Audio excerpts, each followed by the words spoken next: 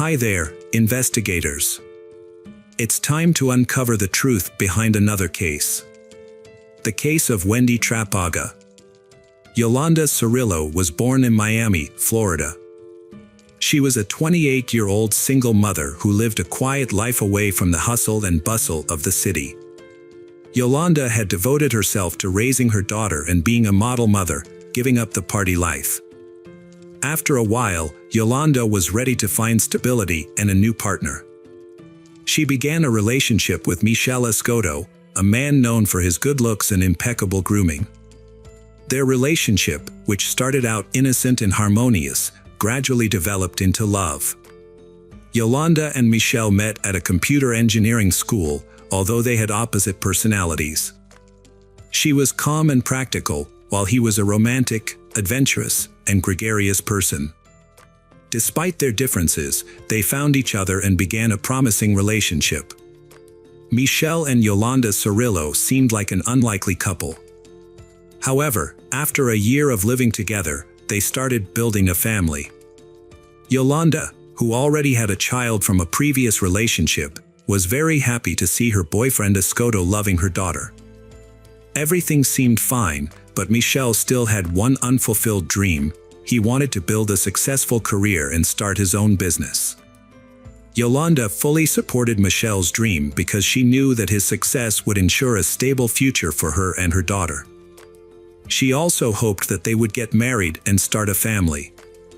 Michel promised Yolanda that he would give them the dream life they both craved when he achieved financial success. When looking at the most lucrative industries in Miami, Michel realized that there was a great demand for cosmetic services. So he decided to delve into this field. With a basic knowledge of hairdressing, he wanted to learn more about business to open his own salon. His goal was to create a space that was welcoming to everyone. Michel found a beauty school near where he lived and enrolled in February 2002.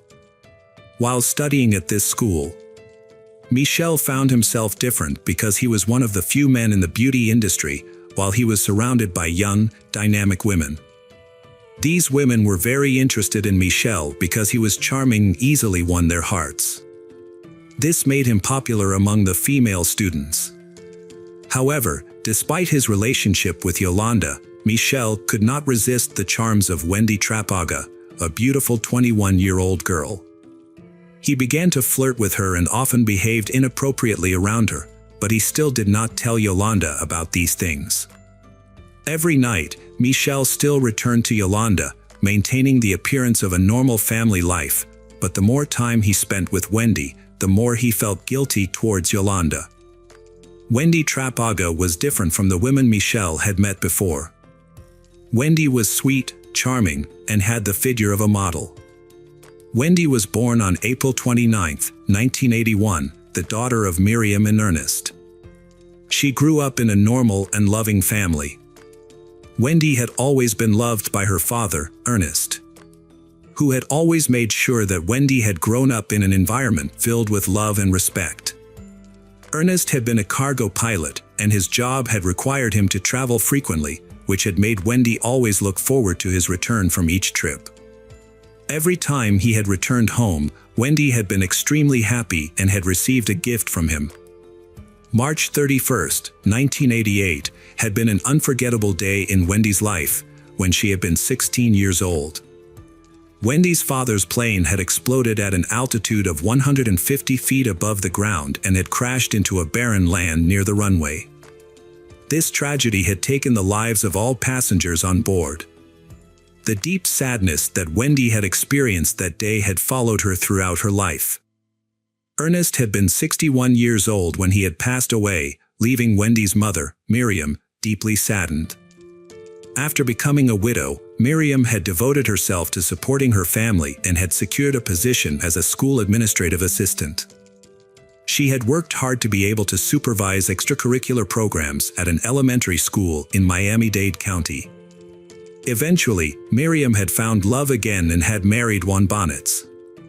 Wendy had had half-siblings who had warmly accepted her, providing her with the much-needed affection she had been missing since her father's death. During her teenage years, Wendy had developed a strong passion for aesthetics and high fashion. She had possessed a captivating beauty with deep brown eyes, long hair, and a radiant smile, attracting everyone's attention. Despite this, Wendy had remained humble and kind, making those around her admire her even more. After completing her studies, Wendy had gotten married, but unfortunately, this marriage had soon fallen apart. This had motivated her to pursue her passion and learn from her relatives who had run beauty salons. So she had enrolled in Label Beauty Academy in Miami. There, Wendy had met Michel Escoto, a man who could make her smile. Michel's charm and compliments had captivated her. Michel had introduced himself as an executive in the web design industry with a degree in technology. Perhaps the loss of her father at an early age had made Wendy more sympathetic to older men, considering them safe. However, Michel had not revealed to Wendy that he had a girlfriend, Yolanda. Instead, he had spent more time with Wendy. The feelings between Wendy and Michel had grown deeper and deeper, and they had spent more time together. While Yolanda had thought that Michel was focused on his career, the relationship between Wendy and Michel had naturally turned from emotional to physical. Wendy and Michel had gradually become inseparable. However, Yolanda had felt confused by the changes in her relationship with Michel, even though they had been together for more than 2 years. She had not known that Michel often met other women, one of whom had even sponsored his studies. Initially, Michel had only seen Wendy as a friend, but over time, he had begun to feel deeper feelings for her. He had appreciated the freedom and lack of pressure in his relationship with Wendy. However, Michel had always kept his relationship with Wendy a secret. Even though Michel and Wendy had been entering their second month of a romantic relationship, Michel had hidden it from everyone, which had made Wendy feel confused. Yolanda had also felt that Michel seemed to be growing more distant and their relationship had started to feel more like best friends than lovers. Yolanda had become suspicious of Michel's schedule, and the silence had made the two of them grow more distant. Michel had eventually decided to end his relationship with Yolanda because he had fallen in love with Wendy. In August 2002, Michel and Yolanda had had an argument, and to express his dissatisfaction, Michel had packed his things and left. Yolanda could not believe it. Yolanda had dreamed of a future with Michel, but he had left without giving any explanation. Yolanda had tried to understand her shortcomings and the reason behind his departure. Yolanda had kept calling Michel, but he had not answered. Eventually, Yolanda had deciphered his voicemail password and had discovered messages revealing that he had moved in with another woman named Wendy. Yolanda was shocked to learn of Michel and Wendy's relationship and was furious. Michel and Wendy had moved into a modest apartment in Miami. Unexpectedly, in that small space, the two began a life filled with dreams and satisfaction. Although some of Wendy's family objected to her decision to live with Michel, Wendy's mother, Miriam, was concerned that Michel was almost a decade older than Wendy and, on top of that, he was still unemployed. She wondered if Wendy and Michel had ever shared their jobs or incomes. She was also extremely surprised to find that their house was almost bare, to the point that Wendy and Michel had to sleep on the floor. The most important thing to her was Wendy's happiness. While Wendy was always careful about her finances and kept a tight budget, Michel, on the other hand, was wasteful and unclear about how he earned his money. Miriam simply thought that Michel made money through IT to explain her doubts. Because there were so many questions about Michel, Miriam, and her daughter. Wendy disagreed about Wendy's marriage. Miriam did not agree with Wendy's hasty decision to get married. Ignoring her mother's advice, Wendy and Michel decided to go ahead with the wedding. They planned to hold a wedding ceremony at the City Hall in October 2002, with a simple legal procedure and a not-so-complicated wedding ceremony.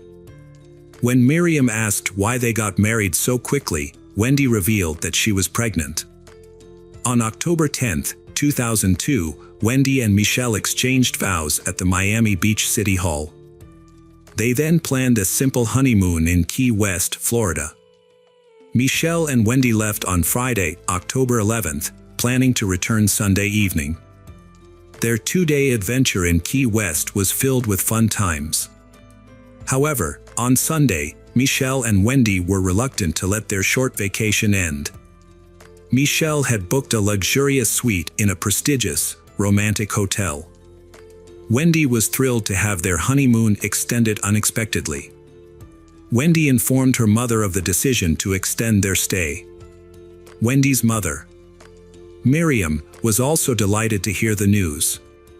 Although she was concerned about Wendy's health due to her pregnancy, Miriam was happy for her daughter's happiness.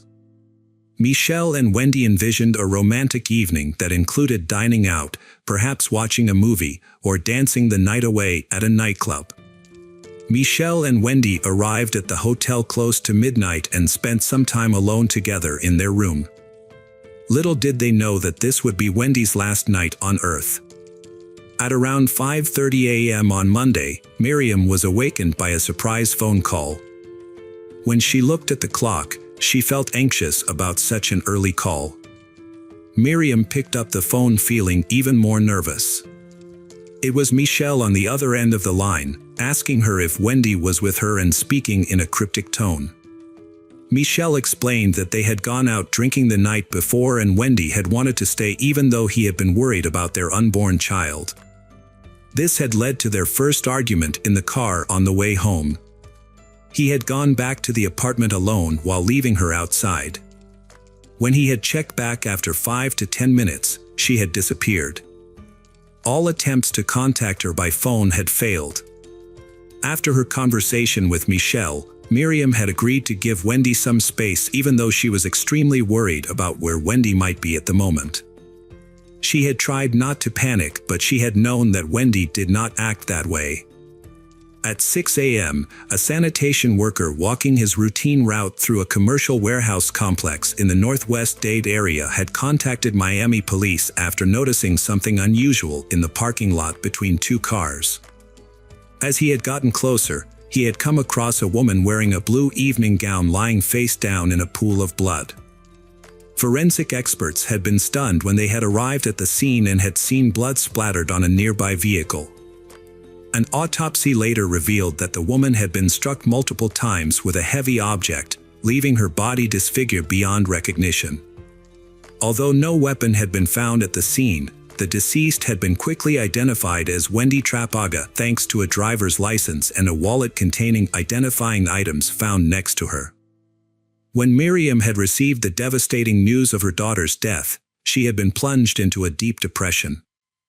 Tears streaming down her face, Miriam, who had lost her husband, now had to deal with the sudden loss of her daughter.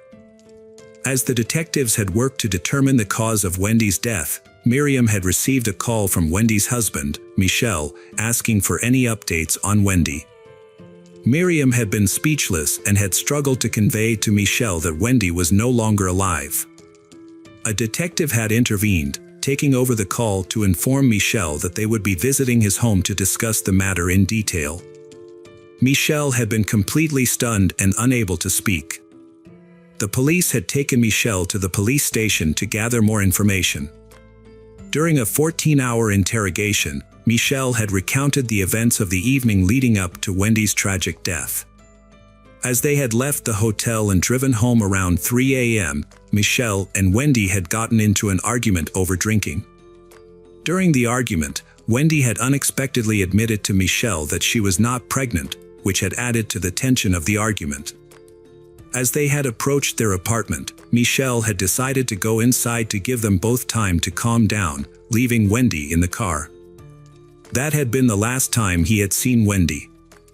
The autopsy report later revealed that Wendy had died from being repeatedly beaten with a blunt object, causing 15 to 20 severe injuries to her face and neck.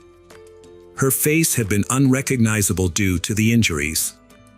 There had also been signs of strangulation. Investigators had also found strange DNA on Wendy's dress. A physical examination had revealed that Wendy had had alcohol and sedatives in her system. Her estimated time of death had been between 3 and 5 a.m. on October 14th. Some strange points had also been discovered. Wendy had been found without shoes, but her feet had been clean. In addition, there had been no injuries to her hands and feet, suggesting that she might not have resisted during the attack, or that she might have been unconscious or restrained. The medical examiner had also confirmed that Wendy had not been pregnant at the time of her death, raising further questions about the reason behind her lie.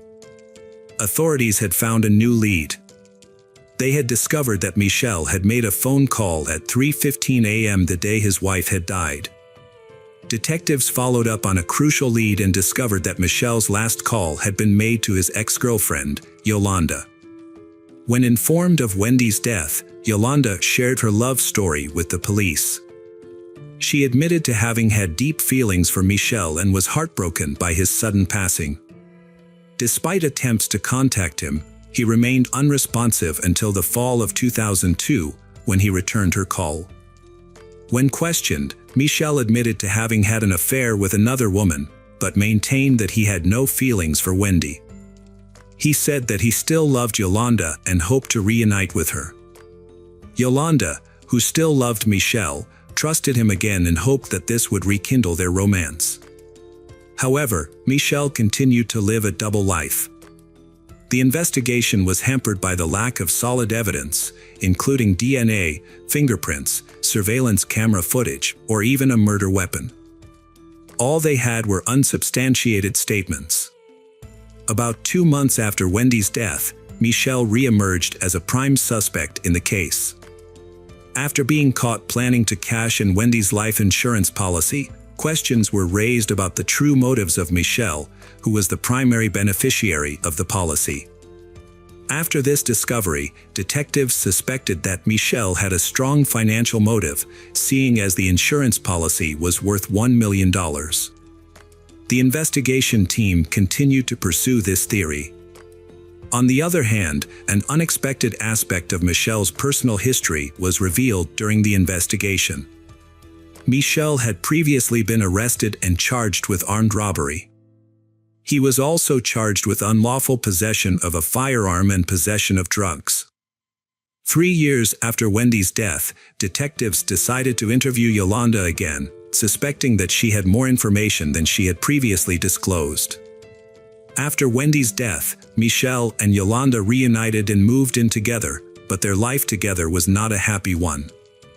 When Yolanda was brought in for questioning, law enforcement officers presented evidence that Yolanda had been the one who had funded Michel and Wendy's vacation after they had married. The police forced Yolanda to reveal the truth by warning her of the consequences of lying. Yolanda gradually opened up to the police. According to her testimony, when Yolanda and Michel resumed their relationship in the fall, Michel told her that he had to marry Wendy because Wendy was pregnant. However, in reality, Michel was indifferent to Wendy and planned to get rid of her to get the $1 million insurance money. Michel and Yolanda's ultimate plan was to kill Wendy and take her huge insurance money. Yolanda was blinded by her love for Michel and decided to go along with Michel's plan.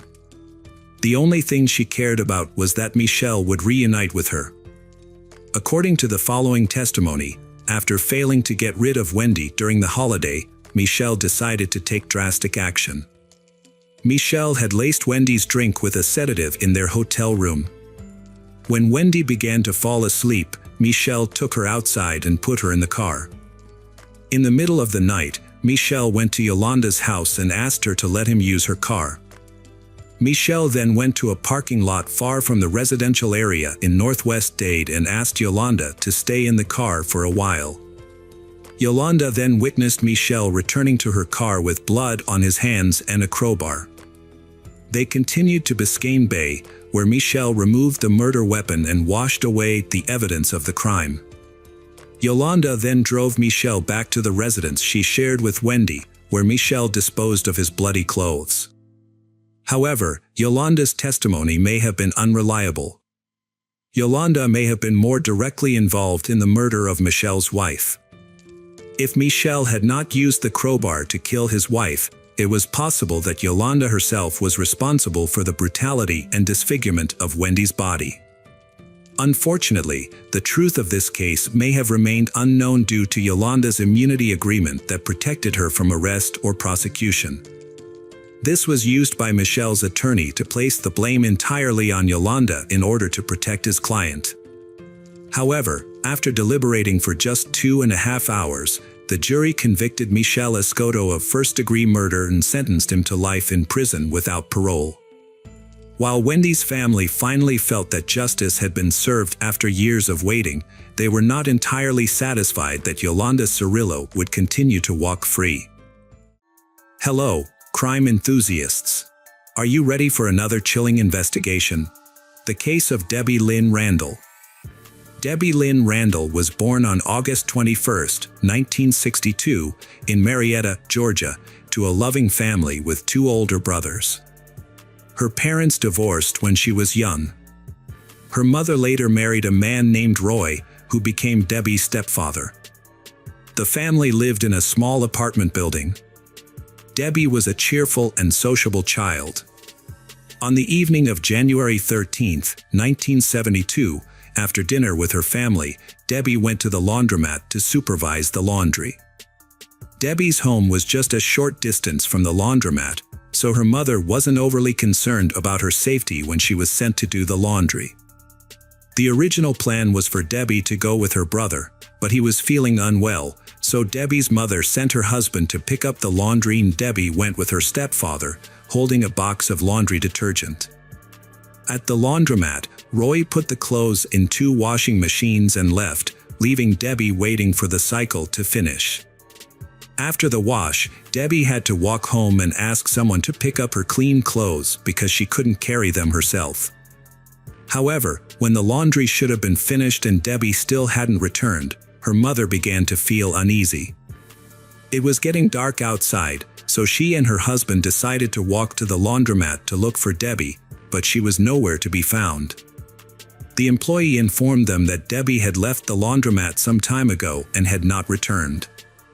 The news worried her mother, who began searching the surrounding streets with Roy. As they walked, they discovered a suspicious scene. A short distance from the laundromat, in the parking lot next to a car, there was a spilled detergent.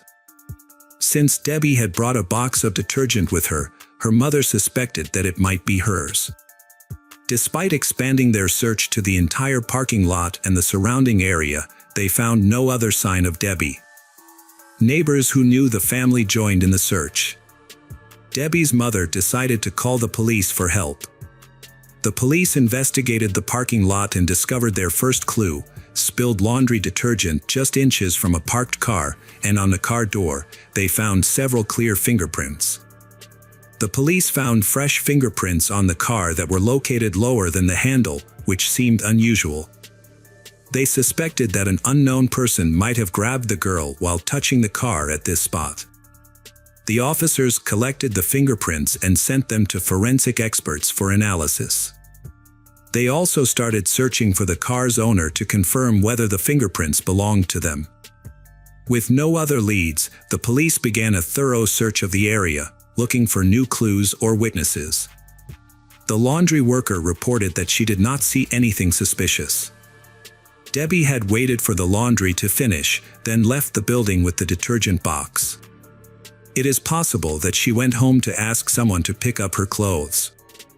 Police discovered the first key witness, 12-year-old Sandra, who said that as she and her friend walked to a laundromat to drop off dirty clothes, they saw a man grab a girl on the street, drag her to his car parked near the laundromat, and drive away quickly while she screamed for help. Sandra and her friend were lucky to avoid the man's car. Debbie screamed in a car, but he did not slow down. At the time, Sandra did not consider what she saw to be a kidnapping. She assumed the man was a family member who had come to pick Debbie up, possibly against her will. So Sandra did not report the incident to the authorities or tell any adults about it. After learning about Debbie's disappearance, Sandra provided essential details to investigators. She described the abductor's vehicle as a dark-colored, likely 1957 model pickup truck. She also described the man as young, white, with thick dark hair, wearing a white t-shirt, jeans, and black work boots. Another key witness, a girl who lived in the same building as Debbie, shared her observations. She saw a dark-colored pickup truck drive past the apartment building on the evening in question.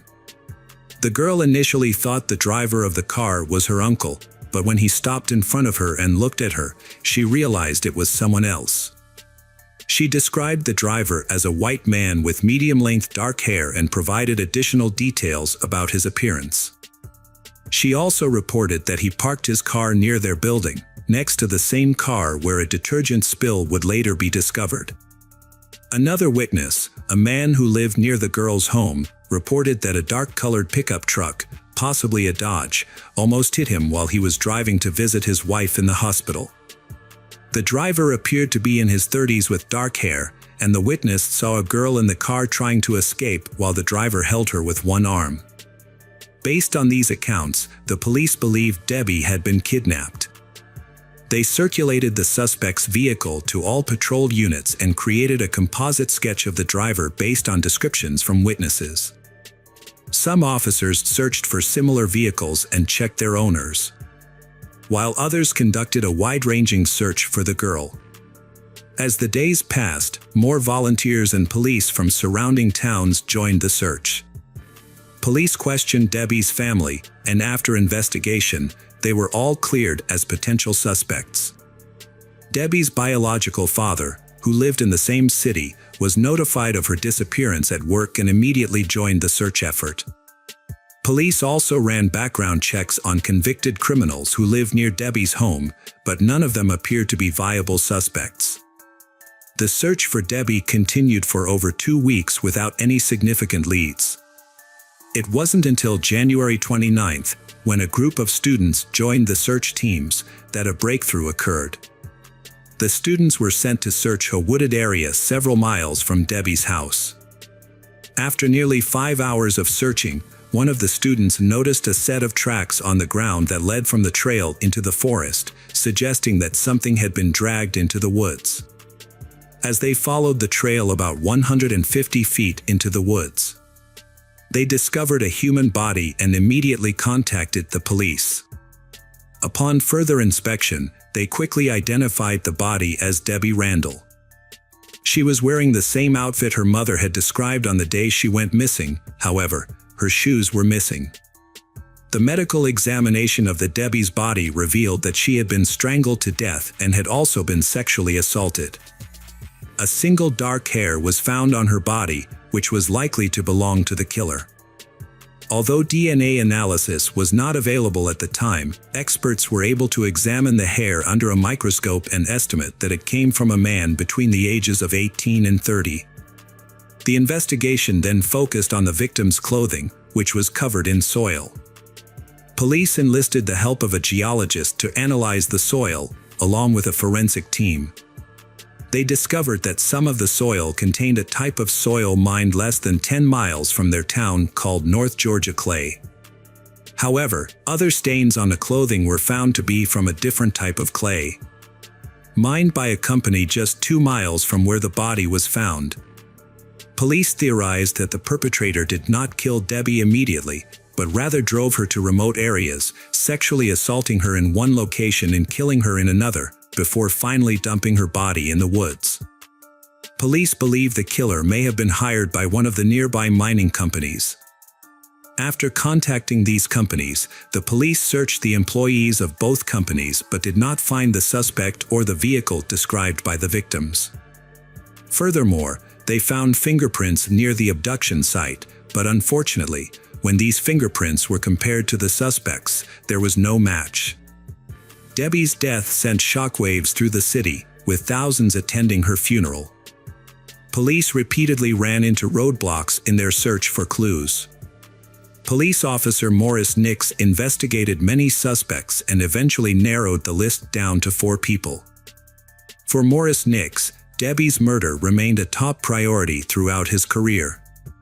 The case took a breakthrough with the creation of the FBI's DNA database. Experts successfully extracted a genetic profile from hair found on Debbie's body, which was then entered into the database. However, no matches were found. In 2015, 43 years after the murder, police reopened the case and decided to re-examine the victim's clothing using modern technology. The clothing had been stored in an evidence vault since the crime. When re-examined, some of the evidence had degraded over time, resulting in only a partial DNA profile.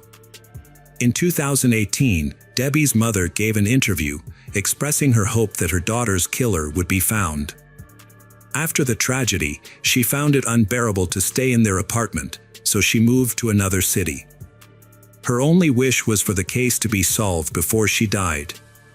Sadly, she died of cancer at the age of 78, just weeks after the interview, and was buried next to Debbie. In 2019, the local police department received additional funding, which allowed them to conduct a more thorough analysis of Debbie's clothing. This time, experts successfully extracted a full DNA sample, but unfortunately, the perpetrator's DNA was still not found in the FBI database. Debbie's father was interviewed and shared that he thought about his daughter every day for decades. Sadly, he passed away in 2022, shortly after the interview. Police turned their attention to the first piece of evidence they had, DNA. They partnered with a Florida company that specializes in an advanced DNA analysis technique called genomics. Police provided the company with all the biological samples they had collected over the years and waited for the results.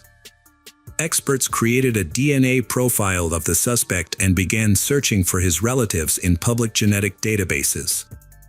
After analyzing thousands of potential relatives of the killer, investigators narrowed their search to a family in Marietta.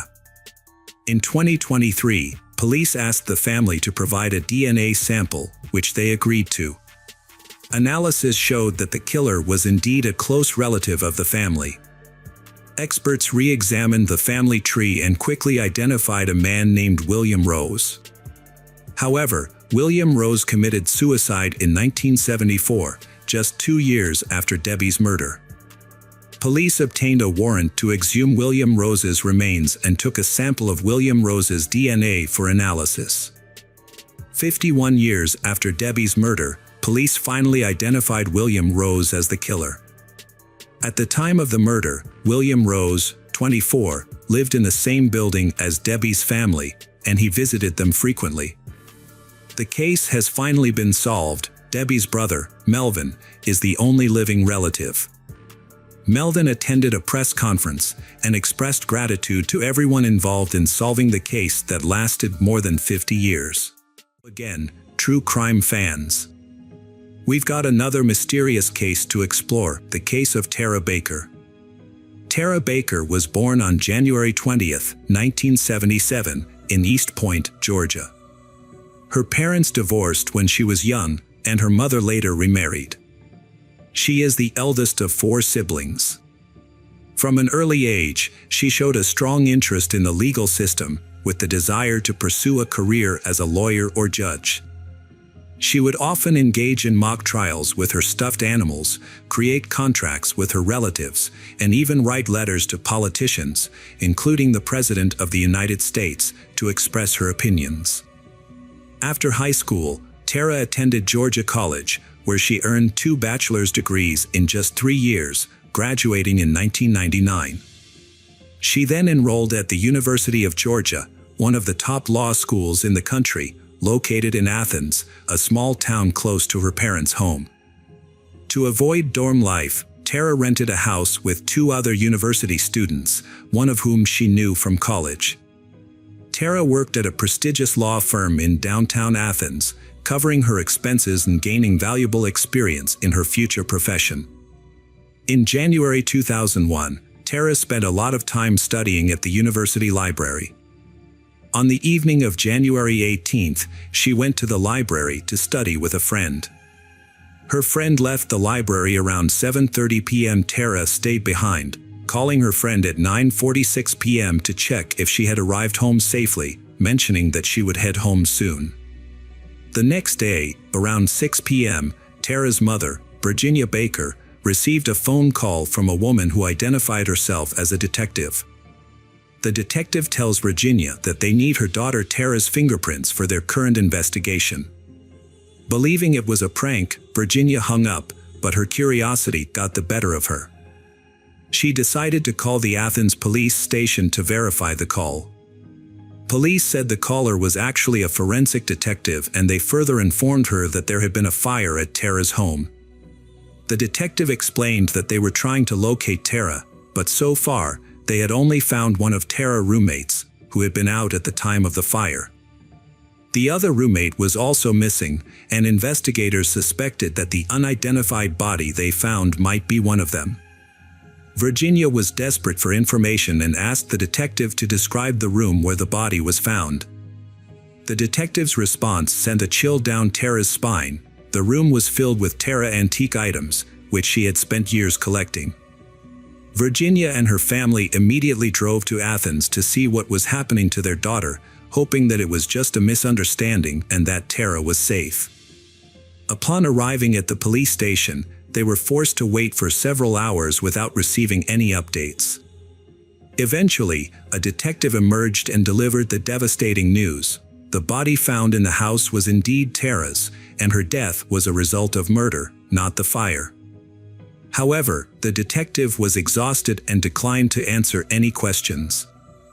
Before departing, he shared one crucial detail: Tara had inadvertently left behind a clue. Fragments of the perpetrator's skin were found under her fingernails, which could potentially aid in identifying the killer. Tara's family was shocked, confused, and hopeless by the news. Despite their requests for more information about Tara, the police remained silent, not providing any further details. The family of Tara Baker was left in the dark about her murder investigation. Despite their repeated attempts to get information from detectives, they were met with silence. The local police department never reached out to them, forcing the family to constantly call and visit the station to beg for updates. Through persistence, they were able to gather some details about the case.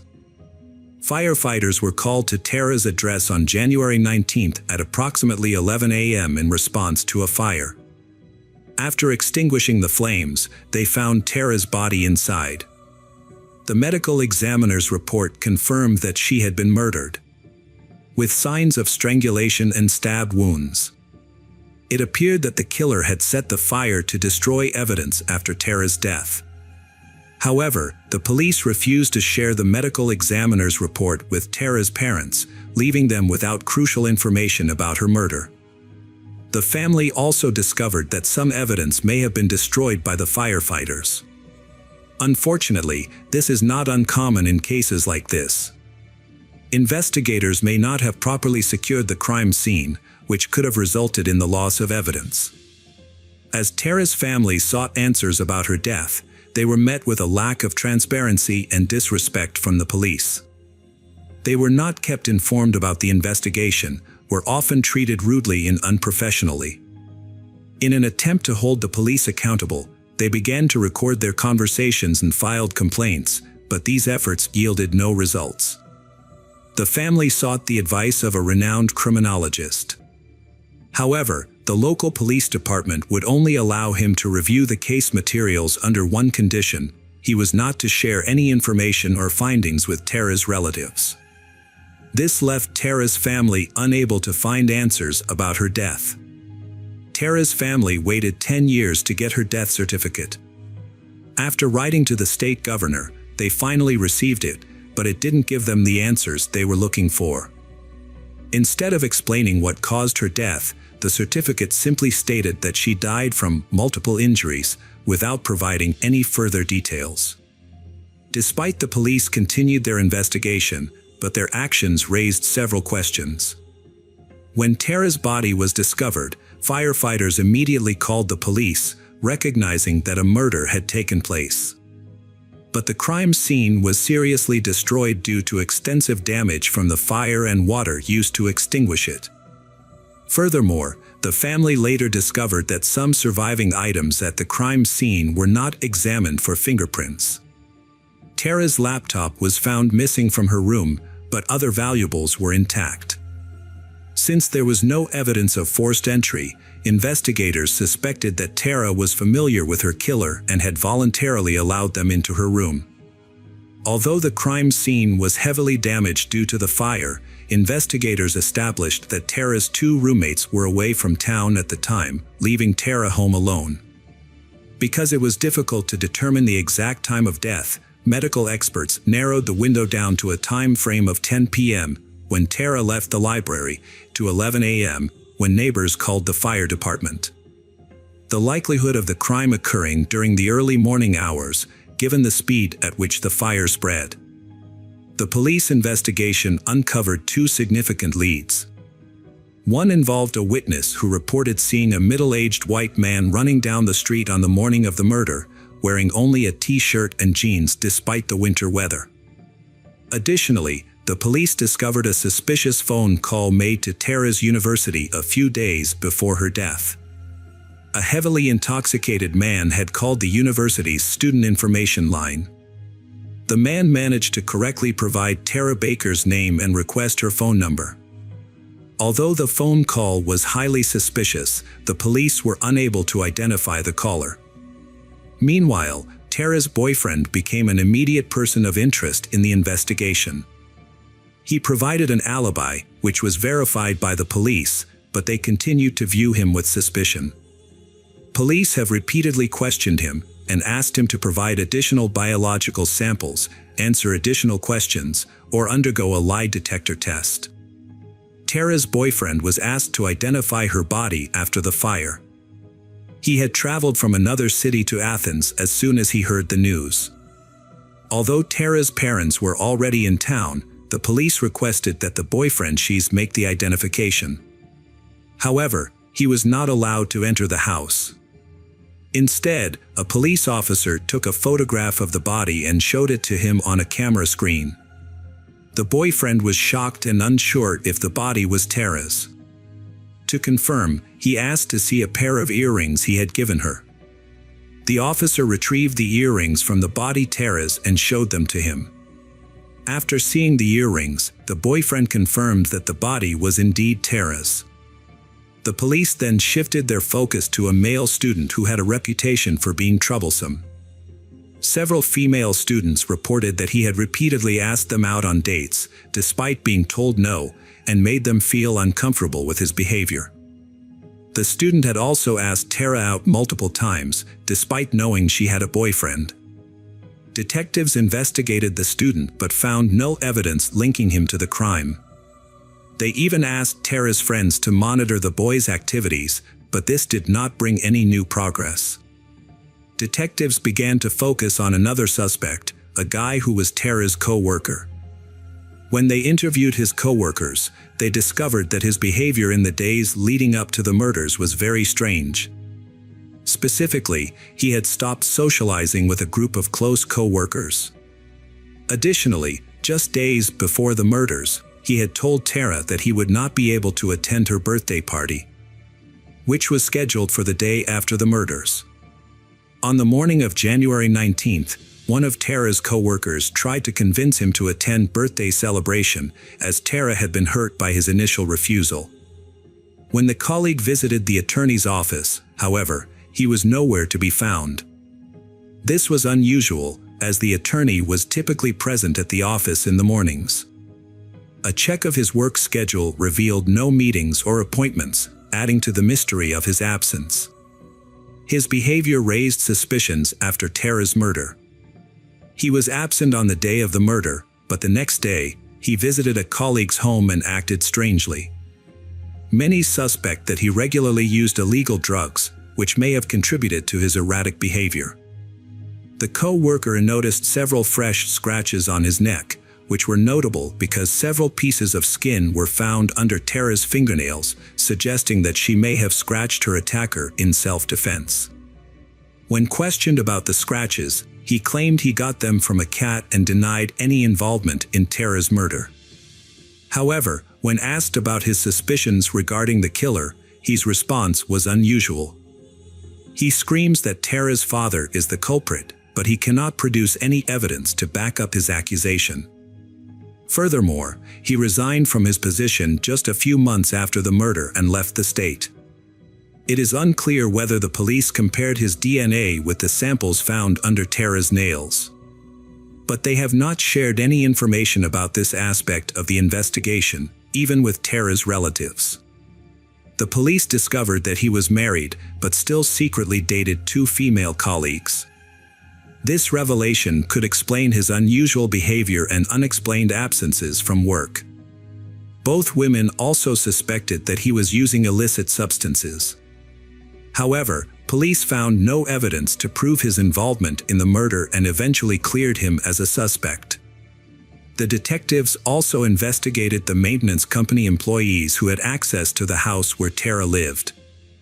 They had a spare key, which might explain why there was no sign of forced entry. Unfortunately, this lead also yielded no results. Since then, the case has had no new clues. The police continue to search for new suspects and witnesses, but they are keeping many details about their investigation under wraps to avoid it being undermined. The investigation into Tara's murder continued over the years, with several new leads emerging, but it did not yield any results for the investigation. One witness reported seeing an African-American man near Tara's house on the day of the fire, while another claimed to have seen blood on a classmate's notebook shortly after the murder. Despite police efforts to pursue these leads, they ultimately led to dead ends. Tara's parents offered a $77,000 reward in hopes of generating new leads. The detective team working on the case changed several times, but they all encountered considerable difficulties due to lack of evidence. The fire in Tara's room burned most of the evidence, leaving the police with few clues to investigate. 19 years after Tara's murder, a podcast about her case was released, generating renewed interest and attention. The podcast gathered information from Tara's family and individuals connected to the case, re-examining the evidence and helped reinvestigate the case. The police department took notice of the podcast, leading to better cooperation between detectives and Tara's family. For several months, detectives reviewed all available information and evidence, using modern DNA analysis tools to re-examine the evidence. Their efforts paid off on May 13, 2024, when police announced that they had finally arrested the perpetrator, 23 years after the murder. The suspect, Edric Lamont Faust, 48, was arrested, but police did not reveal how they identified the suspect, citing the need to keep some information secret to protect ongoing legal proceedings. Investigators only mentioned that modern DNA analysis tools and other biological evidence played a crucial role in Edric's identification. Further details of the case were not disclosed at the press conference, and police chose to withhold evidence to avoid compromising Edric's trial. However, his arrest documents revealed that he was accused of assaulting Tara. Additionally, a piece of skin was found under Tara's fingernails, which was used to extract the killer's DNA using modern DNA analysis tools. The police had likely known about Edric for years due to his long history of crime, which included multiple arrests. At the time of Tara's murder, he was 25 and lived in the same city as she. Despite this, the police initially found no evidence suggesting that Edric knew Tara. It wasn't until recently, thanks to advanced DNA analysis, that Edric became a suspect in the case. Detectives only started investigating him a few days before his arrest. Edric is currently in jail awaiting trial. The police are confident that they have found the right person, as they obtained irrefutable DNA evidence. As a result, Edric was denied bail, and Tara's case is now considered closed. Tara's family finally finds out the truth after 23 years. Thanks to a new team of detectives who reopened the case and solved. Hi everyone, thanks for returning. Let's unravel another perplexing mystery, the case of Mitzi Sanchez. Mitzi Sanchez was born on August 10, 1992, in Vallejo, California. She grew up in a large, with 2 brothers and a sister. As a child, Mitzi was cheerful and bright, enjoying time outdoors with friends and playing with her siblings. From a young age, she demonstrated independence, often walking to elementary school with her brother without adult supervision, as the school was nearby. On August 10, 2000, Mitzi's 8th birthday, she was excited about the celebration party her family had planned. However, when she asked her mom if she could skip school, the request was denied. Upset, Mitzi left her home with her brother at around 7:30 a.m. The plan was for her to wait for her brother after classes, and they would walk home together. But when her brother went outside the school, he couldn't find Mitzi. Assuming she had already left without him, he headed home alone. However, when he arrived home, Mitzi had disappeared without a trace. Mitzi's older sister grew concerned when she realized Mitzi was missing, especially since her birthday party was supposed to take place that day. As her absence seemed unusual, the sister called their mother around 4 p.m. to report the situation. The mother immediately contacted Mitzi's school and confirmed that Mitzi had attended all her classes that day. However, when the mother reached out to family members and Mitzi's friends, no one had seen her after school. Mitzi's family became worried and started looking for her. Family, friends, and neighbors mounted a massive search operation. Some walked the streets, while others went door to door along the route from her home to school, asking locals if they had seen her. They also distributed flyers with information about Mitzi. Despite their extensive efforts, they were unable to find her, leading Mitzi's parents to call 911 for assistance. The police quickly joined the search and local media started covering the case. The news of Mitzi's disappearance spread quickly, not just in local news outlets but also across the state. Mitzi's family has given several interviews to raise awareness of her disappearance. Her mother desperately pleaded with them to return her daughter safely. The police received a lot of information, but none of it was useful. 24 hours after Mitzi went missing, the investigation had new clues. A man contacted the police to report finding bloody rags at a landfill. After further examination, experts discovered that the rags were actually bed sheets from a hotel in Vallejo. The evidence was sent to the lab for analysis, but it would take several days to obtain the results. Investigators also went to the hotel, but they were unable to confirm whether Mitzi was there. As the investigators waited for the lab results, they thoroughly searched the landfill for any additional clues, but they found nothing. However, the next day, August 12, the police received a call that changed the course of the investigation. At around 11 a.m., a man called the police to report a disturbing incident. While driving through an industrial area in Santa Clara, he saw a little girl running towards his van, screaming that someone was chasing her. The girl quickly got into the van, and the driver saw a man running in their direction. A young girl escaped from her kidnapper and sought help from a van driver. As soon as she got into the truck, the kidnapper quickly fled the scene. The girl, who identified herself as Mitzi Sanchez, told the driver what had happened, and he immediately contacted the police. The officers quickly took Mitzi to a hospital for a medical examination. They also arranged for her to speak with her mother over the phone, and soon her relatives arrived at the hospital, where they were reunited with Mitzi.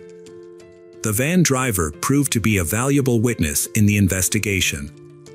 He was able to provide the police with the license plate number of the kidnapper's vehicle, which he had seen as it sped away. The truck driver happened to be on the road that day, which was lucky. If he hadn't been there, the kidnapper might have caught up with Mitzi. The police checked the license plate and discovered that the car belonged to 39-year-old Curtis Dean Anderson, a man with a history of crime. He had previous convictions for theft and kidnapping, and was also suspected of other offenses. Police took a statement from Mitzi about what happened to her. Mitzi recounted that on August 10th, she was excited to finish school and head home to celebrate her birthday with her family. When her last class ended, she decided not to wait for her brother and walked home alone. As she walked, she noticed a car parked by the side of the road about a few hundred yards away. Inside, a man was watching her through the rearview mirror. The girl felt uncomfortable, but she was not worried because it was daytime and she was walking on a familiar street. In addition, because she was young, she was not aware of the potential risks posed by strangers. Mitzi was approached by a man who got out of his car and asked for her help. He claimed to have a leg injury from an accident and needed assistance in retrieving a roll of tape from under the car seat. Despite feeling uneasy, Mitzi agreed to help, as her parents had taught her to assist others in need. However, as soon as Mitzi reached for the tape, the man's intentions became clear. He pushed her into the car, covered her mouth, and slammed the door shut. Mitzi tried to scream, but it was too late.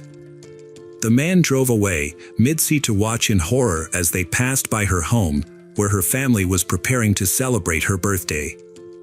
The man eventually stopped in a deserted parking lot, where he gave Mitzi new clothes and forced her to change. He then threw away her old clothes in a nearby trash bin. He warned Mitzi not to try to escape, claiming he had a gun and that no one had ever managed to escape from him. For the next few hours, Mitzi was driven to an unknown location. Mitzi demanded to know why she had been kidnapped. But the man's response was that he had gone through a similar experience as a child. When night fell, he stopped the car again and began covering the windows with rags to conceal their location. He then shackled Mitzi's leg with a chain and padlock. The man pulled out a bottle of alcohol and insisted that Mitzi drink some. Despite her initial reluctance, she eventually gave in. He took pictures of her using a camera. The perpetrator then lay down in the car to sleep. Fearing that she would be at his mercy if she fell asleep, Mitzi stayed awake and began thinking of an escape plan. Her chance came when she saw a police car driving past the parking lot. However, it was too far away, and she realized that even if she screamed, the officers would not be able to hear her. The next day, the perpetrator continued to drive Mitzi around the city, forcing her to sit on the floor of the car and covering her with sheets to conceal her from view. At one point, he briefly stepped out of the vehicle, giving Mitzi an opportunity to try and escape. She attempted to free her leg from the chain but quickly realized it was impossible. She also found a nail file and tried to use it to unlock the padlock, but unfortunately, it didn't work. When the perpetrator returned to the car and drove away, he made a disturbing claim. He had stopped by Mitzi's parents' house. Under the guise of a good citizen, he asked for flyers to distribute around town, further manipulating the situation. Mitzi was left feeling shocked and overwhelmed, knowing she had been so close to home yet still remained in captivity.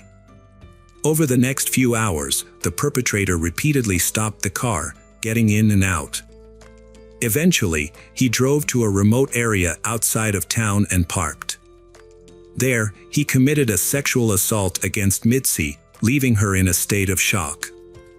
Afterward, the perpetrator fell asleep. The next morning, he resumed driving, making several stops to buy cigarettes and alcohol. When he returned to the car and leaned into the cabin, an object fell out of his pocket. He warned Mitzi not to look, but she disobeyed. She glanced down and saw a large set of keys. Mitzi quickly realized that one of the keys could open the lock on her chain. Although afraid of the perpetrator's possible reaction, Mitzi was brave enough to act. She grabbed the keys, selected one that seemed to fit the lock best, and tried to unlock it. To her relief, the key worked. Mitzi managed to free herself from the chain and moved towards the car door, which was the last barrier between her and freedom. To escape, she opened the window and tried to climb out. However, her body was exhausted, and her legs had almost no strength left. Using the last of my strength, she pushed herself upwards and finally jumped out of the car. As she moved around it, she spotted her kidnapper, who instantly saw her as well. He yelled for her to come back, but Mitzi had no intention of surrendering. She took off in the opposite direction, and her kidnapper started chasing after her. As she fled, she attempted to get help from passing cars by waving her hands and screaming, but all the cars ignored her pleas and kept driving by. Not losing hope, Mitzi kept running forward. In her desperate situation, every moment seemed like an eternity. Mitzi is driven by the fear that if she stops even for a moment, she will be captured by the perpetrator, a fate she is determined to avoid. Finally, she spotted a van and she ran towards it, jumping in front of it to stop the driver. The driver quickly halted, and Mitzi climbed into the cabin, exhausted, dehydrated, and starving, but safe. At the hospital, she received the medical attention she needed, and her family soon arrived to be reunited with her. Mitzi's story quickly became top news in town. When she returned home, thousands of people gathered on her street, cheering and shouting birthday wishes she had missed while in captivity. Meanwhile, the police were searching for her kidnapper, whose location remained unknown. During the investigation, the police showed Mitzi's mother a photo of the suspect, and she recognized him. She had seen him twice before, once before Mitzi's abduction, when he was standing on their street, staring at their house, and again the day after Mitzi's disappearance, when he came to their home asking for flyers. Police eventually arrested the suspect, Curtis. He confessed to Mitzi that she was not his first victim and that no one had ever managed to escape him before. Curtis's careful planning and execution suggested he had experience with similar crimes. It is notable that Curtis had a prior conviction for kidnapping a woman in 1991, for which he served time until his release in November 1999. The trial began in April of the same year. Mitzi bravely testified in a crowded courtroom, recounting every detail of Curtis's crimes against her. Even though Curtis was there, Mitzi remained calm and completed his mission. As a result, Curtis received a 251-year prison sentence. However, this marked the beginning of a new chapter in the investigation. Detectives regularly visited Curtis in jail, questioning him about potential involvement in other crimes. One of these visits, they discovered that Curtis had confessed to a fellow inmate about kidnapping and murdering 8 additional girls. The inmate agreed to cooperate with the police, sharing Curtis's confession in detail. However, Curtis himself was reluctant to reveal all his secrets. Instead of denying the allegations, he attempted to negotiate privileges in exchange for information, speaking with detectives in riddles. As for Mitzi, she was constantly bullied and ridiculed by her classmates, labeling her the kidnapped girl. They even told her she should have died instead of being rescued. The constant bullying made her school years extremely difficult, which hindered her recovery from the traumatic experience. Mitzi could no longer handle the immense pressure. As a result, she turned to alcohol as a means of coping with stress, relying more and more on it. Eventually, she lost hope of returning to a normal life. However, a car accident after a party with friends changes her life forever. Mitzi suffered serious injuries, including a broken neck and arm, and spent 2 weeks in a coma. Upon waking up, she received news from her doctors. She was pregnant with a daughter. This gave Mitzi the power to change her life for the better. She decided to devote herself entirely to her daughter and also to helping other children who were victims of various crimes. Mitzi went on to found a non-profit organization that continues to help those in need to this day. As for Curtis, he passed away in 2007 due to illness, just 6 years after being sentenced. The detectives' only regret was that they were unable to obtain full confessions from him regarding other cases he was suspected of being involved in. Notably, his son followed a similar path and was also convicted of murder. Unfortunately, the son's life was cut short in prison in 2019. Hello again, true crime fans. we've got another mysterious case to explore. The case of Zoe Hastings. Zoe Hastings was born on November 21, 1996, in Kansas, as the oldest of 5 children. She was a responsible sibling, often putting her parents' needs before her own. Her family was deeply rooted in their faith, spending a significant amount of time at church. When Zoe was in high school, her family moved to Dallas, where she attended a school that fostered her creativity and passion for the arts. She excelled in drawing and enjoyed participating in school plays. Outside of school, Zoe worked at an art studio and as a lifeguard during her summer breaks. After graduating, Zoe had the opportunity to attend top universities, but she decided to delay her education to focus on her church. In October 2015, at the age of 18, Zoe was preparing for a mission trip with her church. She planned to attend the Sunday service to discuss the trip's details. Zoe left her house around 4:40 p.m. in the family minivan, promising her parents she would return for dinner. However, she failed to come back, which was unusual for her. Zoe's parents tried to reach her after the service, but she didn't respond to their messages or calls. They then contacted her friends, thinking she might have visited someone, but no one had seen her. As the evening wore on, her parents grew increasingly worried and decided to call the church to see if Zoe had shown up there. However, they were surprised to learn that Zoe had never arrived at the church. This was highly unusual behavior for Zoe, as she had always kept her parents informed of her current whereabouts and had never disappeared without explanation. So they drove themselves to the police station to report Zoe missing, and the police began the search. The police spent all night retracing the route from Zoe's house to the church but found no sign of Zoe. Using an iPhone tracking app, police were able to locate her phone. They discovered Zoe's phone just a few hundred yards from the church, near a small creek across the street. Zoe's parents rushed to the creek. An officer approached them and informed them that a car accident had been reported a few hours earlier and that police had received a call from a witness walking a dog. That witness claimed that a man had approached him and said that a woman had been injured in a car accident near the creek. The witness rushed to the scene and found a woman lying in a pool of blood, so he called 911. As the police investigated, they quickly identified the victim as Zoe Hastings. However, it soon became clear that she had not died as a result of the accident. The evidence suggested that she had been murdered. Zoe's body was found a short distance from the minivan, which was partially submerged in the creek. There was a significant amount of blood near her body, and police observed multiple cuts on her neck. Her dress was pulled up, and her underwear was rolled down, leading detectives to suspect that the killer had likely assaulted and abused her. The police prevented Zoe's parents from approaching her body, shielding them from the gruesome scene. As they investigated further, they discovered several clues.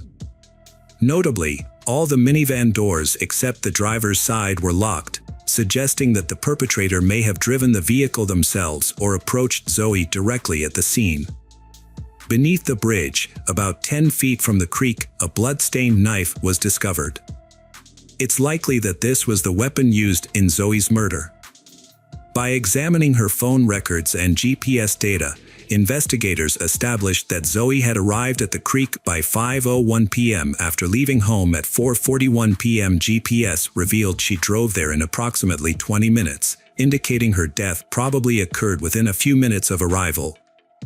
To account for this timeline, investigators reconstructed her activities that afternoon, tracing her stops from leaving her home. During the examination, investigators uncovered evidence. Zoe visited the nearby DVD rental store after departing home.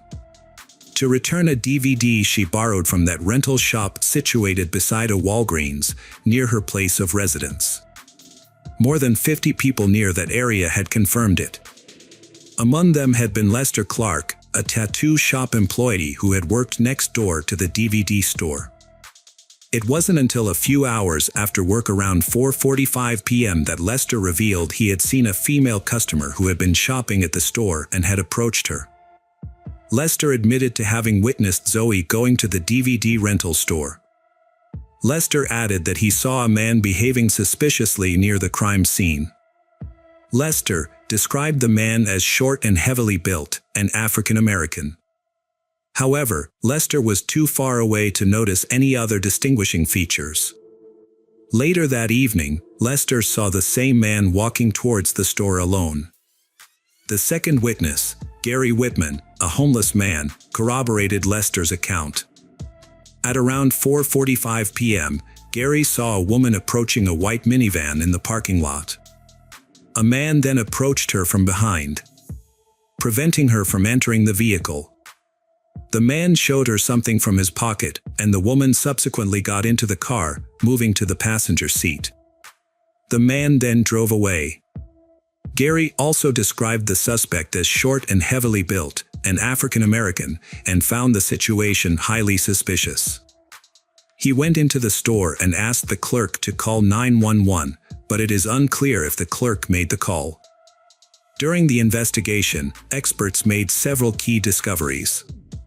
A forensic pathologist examined Zoe's body and found a small amount of male semen, indicating that Zoe had been sexually assaulted before being murdered. However, the amount of semen was too small to conduct a full DNA analysis. Investigators analyzed Zoe's car for any foreign fingerprints on the doors or steering wheel, but found none. This discovery, combined with witness statements, suggested that the killer may have driven Zoe away in her minivan. However, the lack of fingerprints did not mean that the killer did not drive the car, as they may have wiped down the surfaces after the crime. When examining Zoe's body, investigators found several hairs, but they were too small to extract a full DNA sample from. However, a breakthrough came when a DNA sample was found on a knife near the crime scene. The DNA was matched to 34-year-old Antonio Cochran, who had a violent criminal history, including arrests for theft, assault, and home invasion. 1 year before the murder, Antonio was accused of sexually assaulting a 17-year-old girl, the daughter of his girlfriend. According to the girl, Antonio offered her a ride, but took her to a secluded area and assaulted her.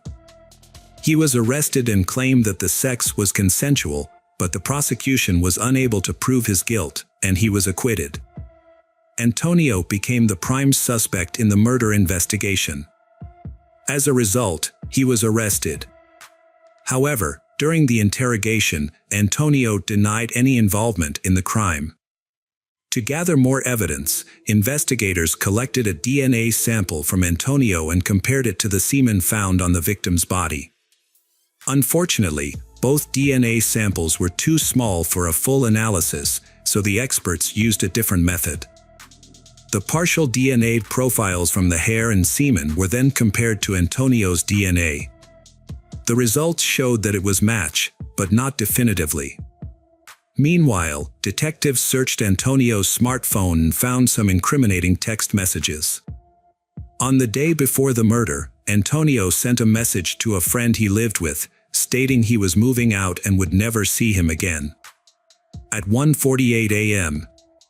the next day, Antonio sent another message to his ex-girlfriend, telling her that his stepmother had died right in front of him. But this information was later found to be false. In the hour leading up to Zoe's death, Antonio sent 2 texts to another woman, revealing that he had been drinking, driving around the city, and crying. These messages were his last before the incident. Later that evening, at 9:30 p.m., Antonio texted a friend, expressing confusion and despair about his life. The next day, he sent a message to his ex-girlfriend, stating that his life was over and that she would soon understand why. Detectives investigating Antonio's online activities found that he had visited local news websites over 30 times before his arrest, with a particular focus on the crime sections. Notably, 5 of these access were directly related to articles about Zoe's murder. This was unusual, as prior to the death of Zoe, Antonio rarely visited news sites. His browser history also showed a single visit to a page about gang activity. Further investigation of Antonio's smartphone revealed GPS data that, at 4:34 p.m., Antonio's phone connected to a cell tower covering the area where the store was located, coinciding with the time Zoe was there. Although this data was not conclusive evidence, it suggested that Antonio's phone was in the vicinity of the store just minutes before Zoe left the parking lot. This was significant, as Antonio's home was far away, and his phone had been connected to a different nearby tower throughout the day. Detectives discovered that Antonio had started working at a grocery store just 3 days before the incident. However, on the day after the murder, he skipped his shift without providing any explanation. Despite the extensive circumstantial evidence against Antonio, the strongest evidence remained his DNA on the knife handle. Nevertheless, this evidence alone might not be enough for a conviction, as merely holding a knife does not prove involvement in the murder. It is possible that Antonio used the knife in a different context, and someone else could have used it to commit the crime. Since no other evidence was found, detectives decided to proceed with the case and take it to court. The prosecution presented its report of the events. According to the prosecution, Antonio approached Zoe in the parking lot, threatening her with a knife and forcing her to get into her car. He then took the driver's seat and drove away. The prosecution argued that Antonio, who was emotionally distressed due to the death of a relative and intoxicated from consuming a significant amount of alcohol. The investigators' theory was that Antonio had intended to assault Zoe when he abducted her. He chose his victim, Zoe, by chance when he spotted her in the parking lot. Antonio saw an opportunity to commit a crime and acted on it. He then drove to a secluded creek area that was difficult to spot due to the surrounding trees and low-lying terrain. At this location, he forced Zoe out of the car and attacked her, stabbing her 6 times in the neck area. Antonio got back into the car and tried to drive it into the creek, possibly to hide any remaining evidence. However, the car only partially submerged, allowing Antonio to potentially wipe his fingerprints from the steering wheel and door handle before fleeing the scene and return to the store, where Lester had seen him according to initial testimony. The defense argued that most of the evidence was not convincing enough and did not prove Antonio's guilt. For example, hair analysis only showed that the DNA could not be ruled out as belonging to Antonio. But it did not confirm his involvement. DNA on the knife also did not necessarily prove that Antonio committed murder. The defense argued that Antonio could have touched the knife under different circumstances before working at the store. They suggested he might have used the knife while working at a movie theater, where he sometimes collected items left behind by visitors. However, there was no evidence to support this claim. Furthermore, if someone had taken the knife from the theater and used it to commit the murder, they would have had to be careful to avoid removing Antonio's DNA from the handle, which would have been a difficult task. The defense attempted to downplay the testimony of the second witness, Gary, by revealing that Gary had a warrant for his arrest due to a parole violation. They tried to exclude Gary's testimony, but the prosecution argued that Gary's willingness to cooperate with police, despite the risk of arrest, proved his sincerity. Gary insisted he wanted to do the right thing, even if it meant getting arrested. Antonio's lawyers argued that their client was elsewhere at the time of Zoe's murder in order to helping a friend, but they failed to provide any substantial evidence to support this claim. Initially, the prosecution sought the death penalty for Antonio, but as the trial progressed, they realized this would be difficult to achieve with the available evidence. They dropped the request for the death penalty. After a lengthy deliberation, the jury found Antonio guilty of murder and sentenced him to life imprisonment with the possibility of parole after 30 years. Zoe's parents expressed gratitude to the investigators and all those involved in the trial for delivering justice for their daughter. Her father shared that he had always warned his children about the dangers of the world and had taken every precaution to protect them. However, despite his efforts, his eldest daughter was abducted just a short distance from their home, and he was powerless to prevent it. Welcome back, mystery lovers. Today's case is going to keep you on the edge of your seat. The case of Crystal Perry. Crystal Perry had been born on August 23, 1963, in Rumford, Maine, the youngest of 10 children. Her parents had faced significant difficulties providing for their large family, leading Crystal and her siblings to grow up independent. Crystal and her siblings had always wanted to build their own lives as soon as possible. They eventually moved to different cities and states in search of new opportunities. Crystal had met her future husband Tom in high school. Crystal and Tom married and initially moved to California, but Crystal soon discovered that life in the city was not right for her. After a year and a half, they decided to return to Maine, settling in the small town of Bridgeton, about an hour from Crystal's hometown of Rumford. Crystal found a job at a local shoe store, while Tom worked various odd jobs. Crystal and Tom's lives took a new turn when Crystal became pregnant and they welcomed daughter Sarah. Although Tom was initially excited to become a father, Sarah's arrival complicated Tom's relationship with Crystal. Tom began spending more and more time at a local bar, spending almost all of their limited income on alcohol. One time, he even took the money Crystal had saved to buy alcohol, leaving them with almost nothing. As Tom's drinking habits worsened, the family did not have enough money for basic needs, including food. Finally, Crystal decided to file for divorce. After the divorce, Tom occasionally saw Sarah, but he was largely absent from her life. The situation got worse when Tom got a new girlfriend and she started harassing Crystal.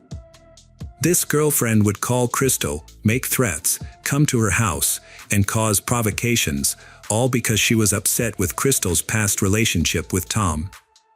Crystal's fears for Sarah's safety grew and she became hesitant to let her daughter visit Tom, worried that Tom's new girlfriend might actually harm Sarah.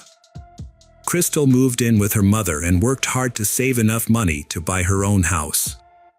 After years of saving, she bought a small house near a peaceful lake on the outskirts of Bridgeton. Crystal was excited to provide a stable and loving environment for her daughter, Sarah. Crystal prioritized giving Sarah the attention and love she deserved. In their free time, Crystal and Sarah enjoyed spending quality time together, often watching movies or chatting with each other. One day was like any other day. Crystal went to work, and Sarah went to school. They had their usual dinner together, and Crystal carried Sarah to bed. However, a few hours later, Sarah's peaceful night was broken by a loud scream that startled her. At first, she thought Crystal was arguing on the phone, but it quickly became clear that there was something much more serious going on with Crystal. Crystal had been screaming loudly in the kitchen, causing Sarah to fear that her mother was being attacked. The bedroom door had been slightly open, but the kitchen was out of sight. Stiff with fear, Sarah could not move or make a sound. As she listened, she heard footsteps approaching, making her think that the next attacker would come for her. Feeling scared, she quickly hid behind the bed. However, the footsteps stopped, and Sarah heard the sound of a kitchen drawer opening, followed by the clatter of someone rummaging through utensils. Crystal's screams continued, filled with pleas for mercy, until she was stabbed. With each stab, Crystal's voice grew weaker. Sarah realized she could do nothing and would likely be killed as well. After her mother's screams stopped, she left the room and went into the kitchen, where she witnessed a terrible scene. Her mother lay in a large pool of blood covering the floor. Confused, Sarah asked her neighbors for help and eventually found an Italian restaurant whose owner lived in an adjacent building. They opened the door for Sarah and called 911 to report the incident. The officers immediately went to their home. Upon arrival, officers witnessed a gruesome scene. The kitchen was covered in blood. including the floors, walls, and kitchen appliances. Crystal had died, and medical experts determined that Crystal had lost too much blood. Police found a handprint on the front door glass, possibly Sarah's. No other fingerprints were found, but there were many bloody shoe prints on the kitchen floor. Investigators took photos to determine the shoe size and model, assuming they belonged to the killer. A trail of blood led to Sarah's bedroom but suddenly stopped as if the killer had changed his mind. One particular detail caught the detective's attention: the killer had tried to wipe away some blood on the floor. With the blood stains spreading, this effort seemed futile. Further investigation revealed that some of the drops of blood on the floor were irregularly shaped, suggesting they had fallen from the knife. This led investigators to believe that drops of blood might have flown out of the knife during the attack. Investigations showed that, in addition to the initial drops of blood, other drops of blood on the floor appeared to have fallen at a 90-degree angle, suggesting they originated from a higher point. Detectives suspected these drops might belong to the perpetrator, who might have been injured during the crime. Further supporting this theory, the trail of blood drops led directly to a roll of tissue. This showed that the perpetrator used a tissue to stop the bleeding before hastily leaving the scene. Autopsy results showed that Crystal's body had suffered more than 50 stab wounds. The murder weapon, possibly a kitchen knife, was not found at the crime scene, suggesting the perpetrator might have brought it with him. An important detail revealed that the force used was so great that part of the knife broke and was stuck in Crystal's body. The investigation also found evidence of a previous sexual assault. As a result, medical experts were able to collect and analyze the perpetrator's semen along with the blood samples obtained, sending both for further laboratory testing. However, there was a problem. The local DNA laboratory was severely understaffed due to funding problems, leading to a significant backlog. As a result, detectives had to begin the investigation without forensic evidence, which would take at least 6 months to process. The investigation began by ruling out robbery as a motive because nothing was missing from the house.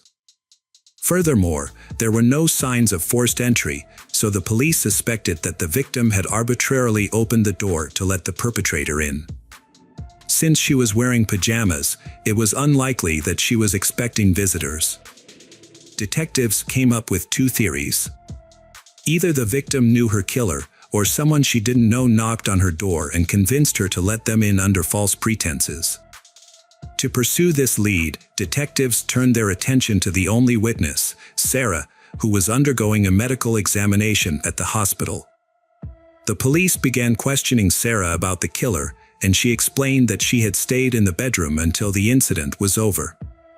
However, the police were a bit skeptical about her story. They asked her how she knew her mother had been attacked with a knife, and Sarah replied that it was obvious. Despite her reaction, detectives continued to pressure her, suspecting that she might have been withholding information and might have seen the perpetrator. During the first 3 days after the murder, police questioned Sarah 18 times in the hope that her story would change.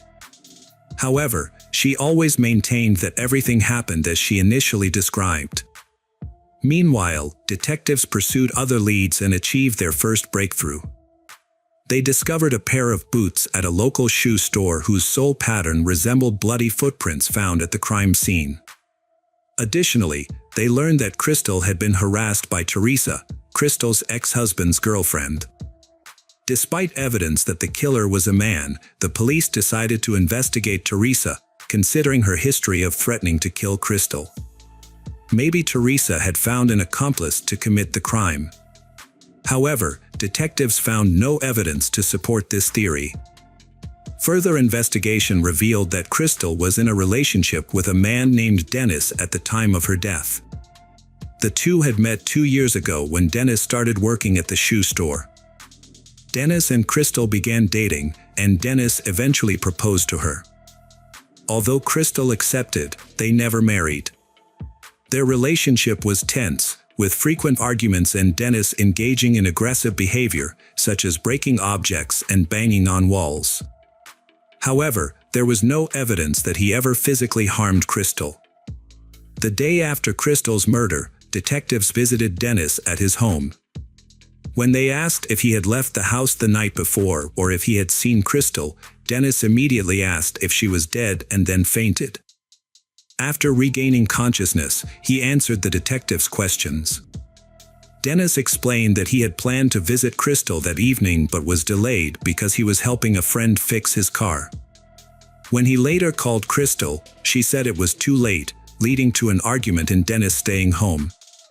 Police were able to verify Dennis' alibi, confirming that he had helped his friend that evening. Dennis also agreed to take a polygraph test, which showed no signs of deception, except when asked if he felt responsible for Crystal's death. He replied no, but the test detected his tremors. Additionally, detectives discovered that Dennis had the same shoe size as the killer, but no matching shoes were found in his house. Dennis agreed to provide a DNA sample but made a special request. Dennis had made a special request to the detectives.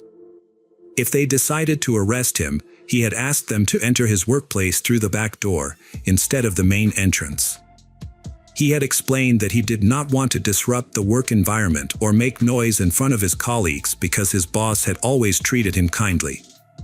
However, because he had continued to claim innocence, this request had raised suspicions. The police investigation had led to another important discovery. They had contacted Crystal's best friend, who lived in another town, and she had revealed that Crystal had confided in her just weeks before the murder. Crystal had expressed her fear towards Dennis, saying their arguments had escalated and had become more and more heated. Dennis' behavior had also become more and more aggressive, causing Crystal to consider ending their relationship. However, she had hesitated to do so because she was afraid of his reaction. Detectives had also interviewed one of Crystal's co-workers, but she had not provided any useful information during their conversation. However, as soon as the police had left, Dennis had gone to the person's workplace and had begun asking about her conversation with the detectives. The police investigation had continued despite the lack of evidence against the initial suspect, as DNA test results would have taken several months to process. Meanwhile, they had pursued other leads. A strange tip had led them to a local man named Donnie, who had allegedly bragged about killing Crystal while drunk at a party. However, when questioned, Donnie had claimed to have no memory of the party and had denied any involvement in the murder. The police investigation into Crystal's murder had had difficulty finding any concrete clues. In an effort to uncover new information, Crystal's family had offered a $10,000 reward and had distributed flyers around town. However, Teresa, Crystal's ex-husband's girlfriend, had been seen repeatedly tearing up these flyers, raising suspicions. The ex-husband, Tom, had been thoroughly investigated but had eventually been ruled out as a suspect due to his severe alcoholism. His heavy daily drinking had made it unlikely he would commit a crime, and he had had no clear motive. Police had also investigated two other men Crystal had dated after her divorce but had found no evidence linking them to the crime. All three men, including Tom, had provided DNA samples to be sent to a laboratory for analysis. 9 months after the murder, the lab results had finally come in, but they hadn't matched any of the suspects, including Dennis. This had left detectives with no new leads. They had asked to take Dennis's DNA sample again for further testing, but the results had still been the same. The investigation into Crystal's murder had hit a dead end, causing detectives to reinvestigate their only witness, Sarah. They had suspected that Sarah might be hiding information or that a traumatic experience had caused her to repress memories of the killer. To question her further, police had gone to Texas, where Sarah was living with her aunt. A polygraph test had been administered to Sarah, but the results hadn't shown any deception. Despite this, investigators had continued to question her for days, asking the same questions over and over again. However, Sarah had always maintained that she had not seen the killer. The case had remained unsolved for several years. Police had continued to interview potential suspects and follow up on leads. But to no avail. The breakthrough had come in the late 1990s with the introduction of the FBI's DNA database. Investigators had uploaded the killer's DNA sample, but unfortunately, no matches had been found. The detective asked Sarah to work with a psychologist to try to recall any repressed memories of the crime. Even though Sarah agreed, the psychologist ultimately concluded that she really didn't remember anything and was telling the truth about not seeing the killer. The case remained unsolved for many years. Detectives continued to investigate but found no new leads. This changed in 2006 when a surprising development occurred. A DNA sample was entered into the FBI database and it matched blood and semen left at the crime scene where Crystal was killed. The DNA belonged to a man named Michael Hutchinson, who was never suspected in the case. Detectives discovered that in 2003, Hutchinson was arrested for assault and threatening with a weapon, resulting in a sentence of 6 months in prison and 3 years of probation. During his arrest, a DNA sample was collected, but it was not uploaded to the FBI database at the time. It was instead stored in a laboratory. 3 years after the initial DNA sample was taken, Michael was arrested for drunk driving with his children. He was released on bail but failed to appear in court, leading to jail time. Ironically, Michael was arrested on the day of the wedding and put in a prison cell.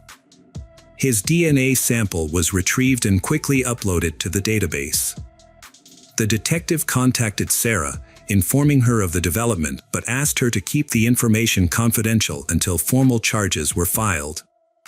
When asked if she knew the suspect, Sarah replied that she did not. Given that Michael was already in custody, the detective carefully built the case to prevent any possibility of him evading punishment. Further investigation revealed that at the time of the murder, Michael lived in Bridgeton, just 2 miles from Crystal's residence.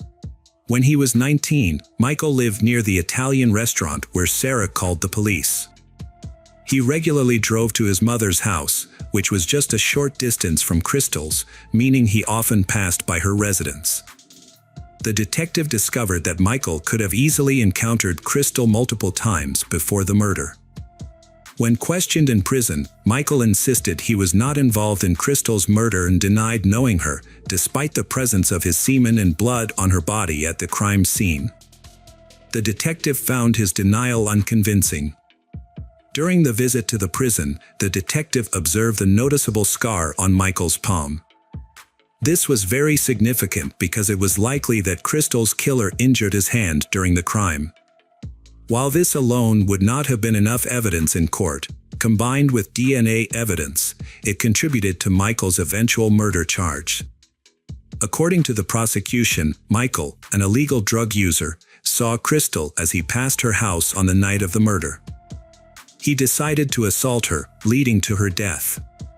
While Michael refused to confess, the available evidence clearly showed that he was responsible for the assault and murder of Crystal. During the trial, an explanation was found for the murderer's lack of fingerprints at the crime scene. It turned out that Michael's job as a bricklayer was the reason. Over time, the constant wear and tear on his hands had erased the patterns on his palms, making it impossible for him to leave fingerprints.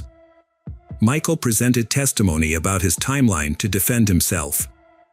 He claimed he had met Crystal at a bar and they had returned to her place to have consensual sex.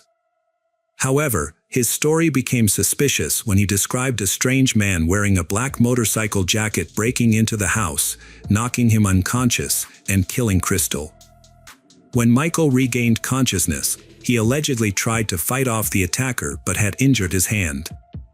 The attacker then fled, and Michael also left the crime scene without a reasonable explanation. Michael's story was very unconvincing. The investigation revealed that the only shoe prints at the scene had belonged to Michael. If his story was true, the intruder would have had to take off his shoes before entering the house, which still wouldn't have explained the lack of other marks on the floor. Furthermore, no witnesses had come forward to confirm that Crystal had been at the bar with Michael. The trial ended on April 9, 2007, with Michael being unanimously found guilty. As a result, he received a life sentence without the possibility of parole and remained incarcerated. Sarah's life was deeply affected by her mother's death, but she found the strength to move forward with time. She pursued further education, became a writer, and wrote a book about her mother's murder. Welcome back, mystery lovers. Today's case is going to keep you on the edge of your seat. The case of Lisa Valdez. Lisa Valdez was born on September 6, 1961, in San Francisco, California. She grew up with her mother and brother. Lisa and her mother had an exceptionally close relationship, rarely arguing. As a teenager, Lisa developed a passion for dance and an interest in modern technology. She was an early adopter of emerging technologies, including email, which was still a novelty at the time. This interest in technology would later shape her career path. After graduating from college, Lisa found a job as a software analyst in San Francisco. Her mother then used her savings to buy Lisa an apartment in a desirable neighborhood.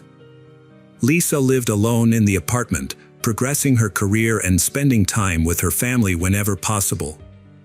She also continued to pursue her passion for dance. On May 16, 1998, Lisa, then 36, hosted her mother and some family friends at her apartment for the evening. After the guests departed, her mother helped with the dishes before heading home. Before leaving, Lisa promised to call her mother the next day, but the call never came. Initially, her mother assumed Lisa was simply busy. Since Lisa had dance practice scheduled for the next day, her mother decided to wait. However, the entire day passed without any word from Lisa. After trying unsuccessfully to contact Lisa for several days, Lisa's mother began to worry. When Lisa did not show up for work on Monday, her coworkers called her mother to express their concern. The mother immediately decided to go to Lisa's apartment complex. When Lisa's mother arrived at her home, she saw a group of police officers. Lisa's mother approached the police to ask what was going on and was told that residents had reported a strange smell coming from one of the apartments.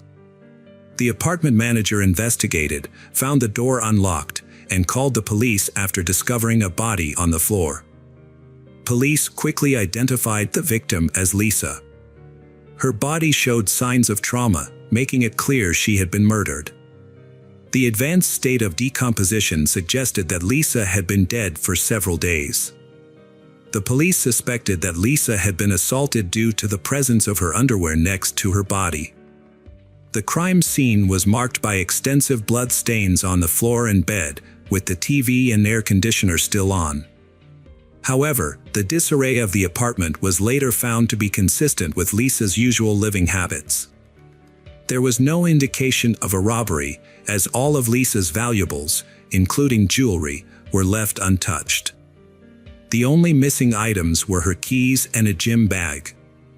A peculiar detail was the discovery that the attacker had cut off some of Lisa's hair and taken it with them. Detectives believed that the killer may have known Lisa personally. This theory was supported by the lack of forced entry into the apartment complex, which was secured by a fence and required a key or resident approval for access. Police investigating Lisa's murder began by interviewing her neighbors. Their first lead came when a neighbor mentioned discovering a bent metal door frame and faint blood stains on her door 2 days before Lisa's body was discovered. The neighbor had previously reported the incident to the building's management, but they had not notified the police. Police are certain that Lisa's murder was linked to a break-in at her neighbor's apartment. It is possible that the person trying to break into her neighbor's apartment was seen by Lisa and killed her, but another theory is that the break-in may have occurred after Lisa was murdered. Police also interviewed the person who cleaned Lisa's apartment weekly. She said that 2 days before Lisa's body was found, she tried to open the apartment door with her key but found it locked from the inside. When she looked through the door, she saw a naked woman lying on the floor and a male voice talking. Assuming it was a private situation, the cleaner quickly left without doing anything. Police suspected Lisa was dead when the cleaner heard a man's voice. And it was her killer, who was still in the apartment. The cleaner also reported seeing a black Ziploc bag near the body. An envelope containing cash was found taped to the inside of Lisa's apartment door. The money was for the cleaner, as Lisa always left it with her the day before cleaning. The presence of the envelope suggests that Lisa was likely attacked after her mother left, sometime between midnight and early morning. Neighbors who lived downstairs reported hearing a loud noise coming from upstairs on the night of the attack, followed by someone coming down the stairs. Although they did not see who it was, the neighbors' accounts provided a timeline of events. Police continued to search Lisa's apartment for clues while medical professionals examined her body. Forensic analysis revealed that a fingerprint on the toilet seat did not belong to Lisa. In an attempt to identify the fingerprint, the police collected fingerprints from all of Lisa's friends and family members, but none of them matched the mystery fingerprint. Detectives therefore suspected that the mystery fingerprint might belong to Lisa's killer. Medical examiners released their report, shedding new light on the case. Lisa's body showed more than 20 stab wounds, but the advanced decomposition made it difficult to determine if she had been sexually assaulted. The medical team also discovered skin particles under Lisa's nails, which were likely to have come from her attacker, and sent them to the lab for analysis. One of the pillowcases showed multiple blood stains, which upon analysis were found to be a mixture of Lisa's blood and another person's. The police sent the blood stains to the laboratory for further testing. Police believe the killer may have accidentally injured himself when stabbing Lisa. At the scene, they discovered 2 bandages from a first aid kit in the toilet, which the killer may have used to bandage his wound. Additionally, the killer may have left fingerprints on the toilet seat when discarding the bandages. DNA analysis revealed that the blood on the pillowcase belonged to a man whose DNA was not in the FBI database. Furthermore, the skin particles found under Lisa's fingernails and the blood on her knee were from the same person. Although the DNA did not match anyone in the database, detectives now had a DNA profile of the killer. The police compared the DNA evidence with samples from criminals in the area. They also began to scrutinize Lisa's acquaintances. Lisa's mother mentioned that Lisa had met a man named Albert Keto and that they had planned to go on a date the day after the murder. However, Albert Keto had canceled their plans just days before. Police brought Albert Keto in for questioning and noticed a large cut on his hand. Police considered Albert Keto a potential suspect. However, Albert Keto denied any involvement in the crime. Police collected Albert Keto's fingerprints and DNA samples for further analysis. However, the test results showed that none of Albert Keto's samples matched the blood found on the pillowcase. Additionally, the skin particles under Lisa's fingernails belonged to someone else. This new information led investigators to expand their search for other suspects. Police decided to look at messages left on Lisa's answering machine in the days before she was killed. Police compiled a list of 40 callers but discovered one unusual message. It came from a man who had called Lisa just hours before the murder. He left a message saying, "You know how it goes. Hey Lisa, are you home?" When police played the message to Lisa's friend, the friend recognized the voice as Albert Robinson, a co-worker of Lisa's. Lisa and Albert Robinson worked together. However, Albert Robinson had expressed romantic feelings for Lisa, but she did not return his feelings. Albert Robinson appeared at Lisa's memorial service a few days after the murder. Albert Robinson claimed that he and Lisa were in love, saying that they planned to get married and start a family. However, Lisa's friends and mother objected to this, Lisa told them that she had no feelings for Albert Robinson and that the relationship between the two was just friends. During questioning, Albert Robinson denied any involvement in Lisa's murder, claiming that he loved Lisa and would never hurt her. However, he refused to provide DNA and fingerprint samples to the police, which aroused suspicion and made him the prime suspect. Police obtained a search warrant for Albert Robinson's home, where they discovered something unusual. Albert Robinson's home contained many photos of Lisa. However, despite the evidence, he continued to deny his involvement. He cooperated by providing his fingerprints and DNA samples to the police. However, they were surprised when Albert Robinson's test results did not match the samples collected at Lisa's apartment. Police eliminated Albert Robinson as a suspect. Due to lack of evidence, the case remained unsolved for many years. The investigation continues, with police waiting for the suspect's DNA or fingerprints to be matched in a database. Over the years, Lisa's mother has used social media platforms to plead for information. But the police have yet to uncover any new clues, leaving the case even more unsolved. In 2010, the FBI used new DNA technology to identify suspects by matching their DNA to relatives in a database. This method was limited to close relatives. On September 2nd, police received a call from the FBI with the news. Although the FBI did not compare the DNA to possible relatives in the database, they did retest the original DNA sample as part of the process. Amazingly, 13 years after the murder, the retested DNA sample was a perfect match. DNA from blood and skin particles found under Lisa's fingernails matched a 52-year-old man named Anthony Hughes, whose DNA had recently been added to the FBI database. Although Anthony had a lengthy criminal record, his DNA was not in the database because he had committed a minor crime. However, a change in California law requires DNA samples from all convicted felons, regardless of the severity of their crimes. As a result, Anthony's DNA was collected after he was arrested for petty theft.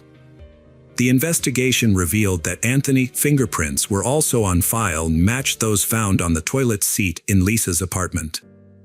Experts were able to identify the specific finger that left the fingerprint. Prior to the arrest, police searched for additional evidence that linked Anthony to the crime.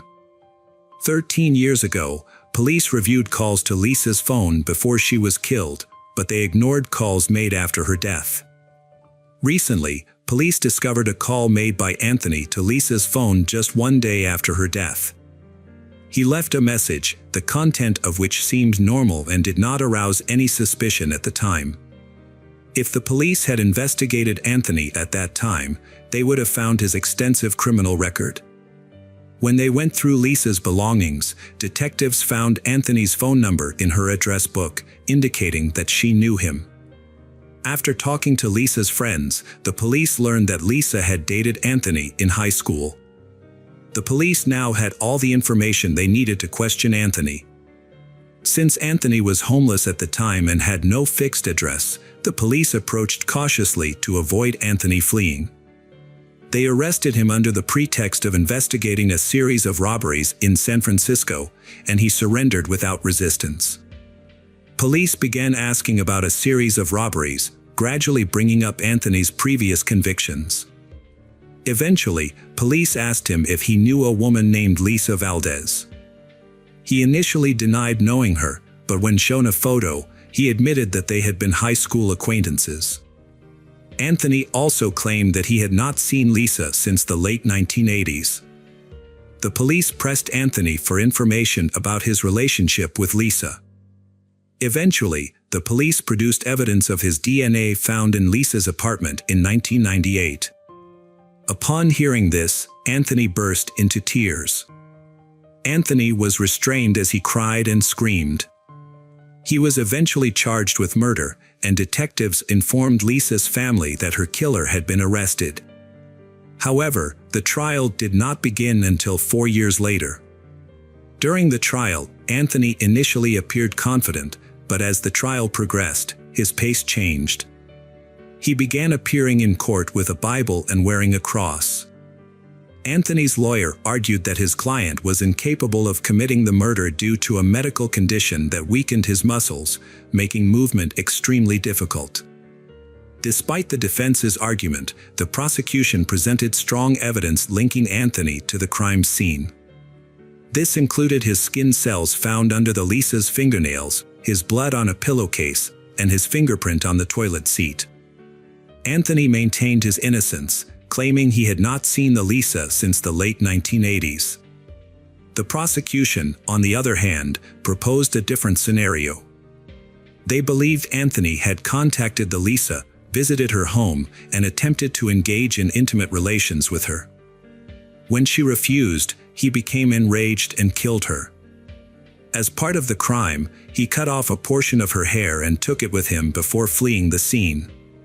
Ultimately, the jury delivered a unanimous verdict, finding Anthony guilty of first-degree murder. However, the prosecution faced challenges in securing a conviction for sexual assault due to the advanced state of the Lisa's decomposition, which made it difficult to gather sufficient evidence. The charges were reduced from first-degree murder to second-degree murder, which carries a lighter sentence. Anthony was sentenced to life in prison with the possibility of parole after 16 years. Anthony has been in prison since then and continues to maintain his innocence. Anthony will be eligible for parole in 2031 at age 72.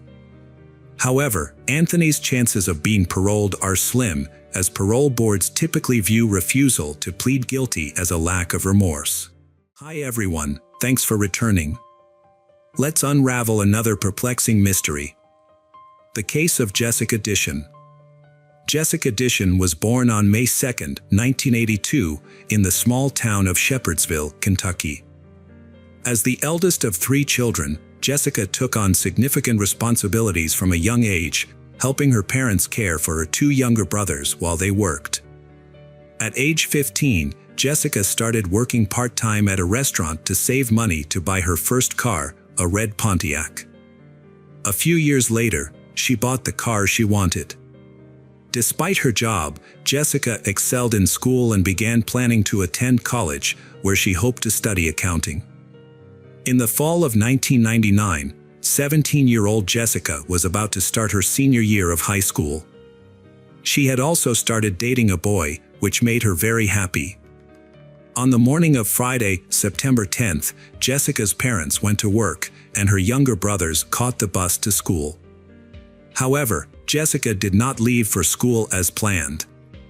Later that day, around noon, Jessica's mother returned home from work and noticed something unusual. Jessica's car was still parked in front of the house. The mother went to Jessica's room, thinking that maybe she had overslept and missed school. But Jessica was not in her bedroom. The mother then considered the possibility that Jessica might have gotten a ride to school from her father, so she called him to ask. However, he told her that he had gone to work alone that morning. Jessica's mother suspected something was wrong with her car, so she took out a spare key to try to start the car. When she approached the car, the driver's door was slightly open, and Jessica's cell phone was lying on the seat with the numbers 9 and 1 displayed on the screen, indicating that she had tried to call 911. Jessica's shoes and keys were found under the front seat, while her textbooks, work clothes, and purse were in the back seat. Jessica's mother was worried about Jessica's safety.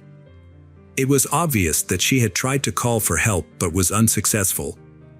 Furthermore, Jessica could not leave her belongings in the car and leave. Jessica's parents contacted her school, learning that Jessica had not come to class that day. When Jessica's best friend at work called her parents a few hours later, saying that Jessica had not come to work, they became even more worried about Jessica. Jessica's parents immediately contacted the police, but the sheriff downplayed the situation, suggesting that Jessica might have wandered off and would return home on her own. Despite Jessica's parents' pleas, the sheriff refused to open an investigation. Undeterred, Jessica's parents contacted relatives, friends, and acquaintances, but no one had any information about Jessica's whereabouts. They then searched the entire town, scouring the area, but there was no sign of her. The next morning, Jessica's parents returned to the sheriff's office to report that she had not returned home. The sheriff sent 2 officers to check Jessica's car. However, the officers searched the car without wearing gloves, potentially destroying evidence. Furthermore, the officers did not search Jessica's room. Feeling frustrated with the police, Jessica's parents sought the help of the local media, hoping to draw attention to Jessica's disappearance and the police's lack of attention. Jessica's family and friends, led by her father and Uncle Stanley, launched a search for Jessica. They also distributed flyers with information about Jessica. Fearing the worst, they focused their search on an area near a river, which was known to be a crime hub. For hours, Jessica's family members thoroughly searched the challenging terrain near the river but couldn't find any sign of Jessica. The next morning, Jessica's parents were at home and their son was playing in the yard. Suddenly, he rushed inside, saying he had heard a faint cry for help that sounded exactly like his sister's voice. Jessica's father immediately grabbed his gun and ran outside to find the source of the screams. At the same time, his brother arrived and joined the search. They quickly noticed smoke coming from the property of their neighbor, 40-year-old David Brooks. As they approached, they saw Brooks undressing on his property. Jessica's father asked Brooks for permission to search his farm, but Brooks refused and told them to leave. This was not the only unusual behavior Brooks displayed. Before Jessica's disappearance, the 2 families had a normal relationship. However, soon after, he would drive slowly past their house, staring at them with an ominous smile. After seeing Brooks burning clothes on their property, Jessica's parents went back to the police, shared their concerns and asked them to come and meet Brooks with the dogs. The police agreed. The dogs were given some of Jessica's clothes to track her scent. They led the police to Brooks's fire pit, but no significant evidence was found. However, the dogs did find black gloves in one of Brooks's sheds that smelled like decomposition. During the search, no concrete evidence was found. Frustrated with the police, Jessica's father contacted the FBI for help. The FBI usually does not get involved in missing persons cases based on the family's request, but this time they decided to investigate immediately. After Jessica's parents presented the case and the family's findings, the FBI opened a full-scale investigation. The FBI proceeded to collect fingerprints from Jessica's room and her car, confiscating all potential evidence for further analysis. Additionally, investigators conducted a comprehensive search of the area using helicopters and volunteers. They thoroughly examined the pond near Jessica's home. The FBI searched Brooks' farm and found a printed photo of Jessica. This discovery led the FBI to strongly suspect Brooks' involvement in her disappearance. They also suspected his 35-year-old brother, Joseph, although despite a thorough search, the FBI found no evidence. Due to lack of incriminating evidence, the investigation focused on searching the surrounding area. 17 days after Jessica went missing, police received a call on September 27th. A woman was driving along a road near the river. Noticing something unusual near a tree, the woman stopped to check and was horrified to see a body. She called the police immediately. When FBI agents arrived, they discovered the body of a young woman who had suffered severe trauma. She was missing several fingers and toes. A rope tied around her leg showed traces of red and silver paint.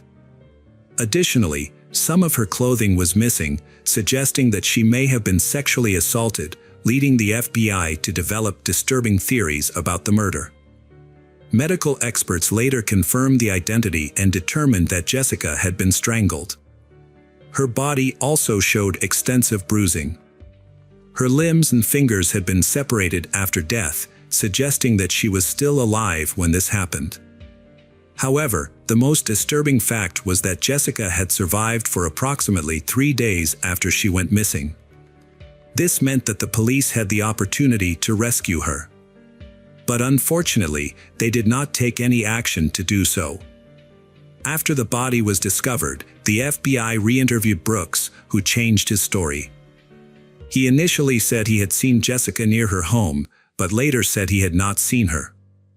His alibi was disputed by his wife, and he failed a polygraph test, prompting the FBI to arrest him and proceed to trial. The FBI said the likelihood of a conviction was low due to a lack of concrete evidence. While they had some troubling clues that pointed to his involvement, they were circumstantial and inconclusive. As the trial progressed, detectives continued to search for additional evidence. During a re-examination of Brooks' car, they found a rope similar to the one used to tie Jessica up. However, analysis showed no DNA on the rope. Brooks' trial began in January 2003. His attorney maintained his innocence, citing a lack of evidence. During the trial, it was revealed that investigators had found the victim's missing limbs but had not properly preserved them, causing them to decompose and lose potential evidence. The remaining circumstantial evidence was insufficient to convict, and the jury was unable to reach a unanimous decision, resulting in Brooks' acquittal. Under state law, he could only be brought back if new evidence was discovered. Jessica's parents were devastated by the outcome. The parents also felt that if the police had done their job properly, Jessica might still be alive. Over time, the case went cold and was largely abandoned, leaving the family without closure. In 2012, a new detective, Lynn Hunt, joined the local police department and was tasked with reviewing unsolved cases. Lynn Hunt began by examining the murder case of Jessica. However, she was shocked to find that the original investigation was poorly handled, with case files containing errors and lacking key information from interviews with relevant parties. The evidence was also not properly documented, forcing Lynn Hunt to start the investigation from scratch 13 years after the crime. Hunt met with Jessica's family and obtained a box of her belongings that had been kept in her car at the time of the murder. One of her brothers, now an adult, had kept the box since the police returned the items to the family. Lynn Hunt was again disappointed by the careless handling of the evidence, as it had not been stored according to protocol. Her efforts paid off when she discovered a crucial document, Brooks' medical examination report, which revealed that Brooks had an IQ of 61, which is considered low. With a low IQ, Brooks may not have fully understood the questions and may have given incomplete answers. All of this led Lynn Hunt to think that this man might not have anything to do with the case. Lynn Hunt began to consider other suspects. Lynn Hunt conducted an extensive review of everyone connected to the case and those living in the surrounding area.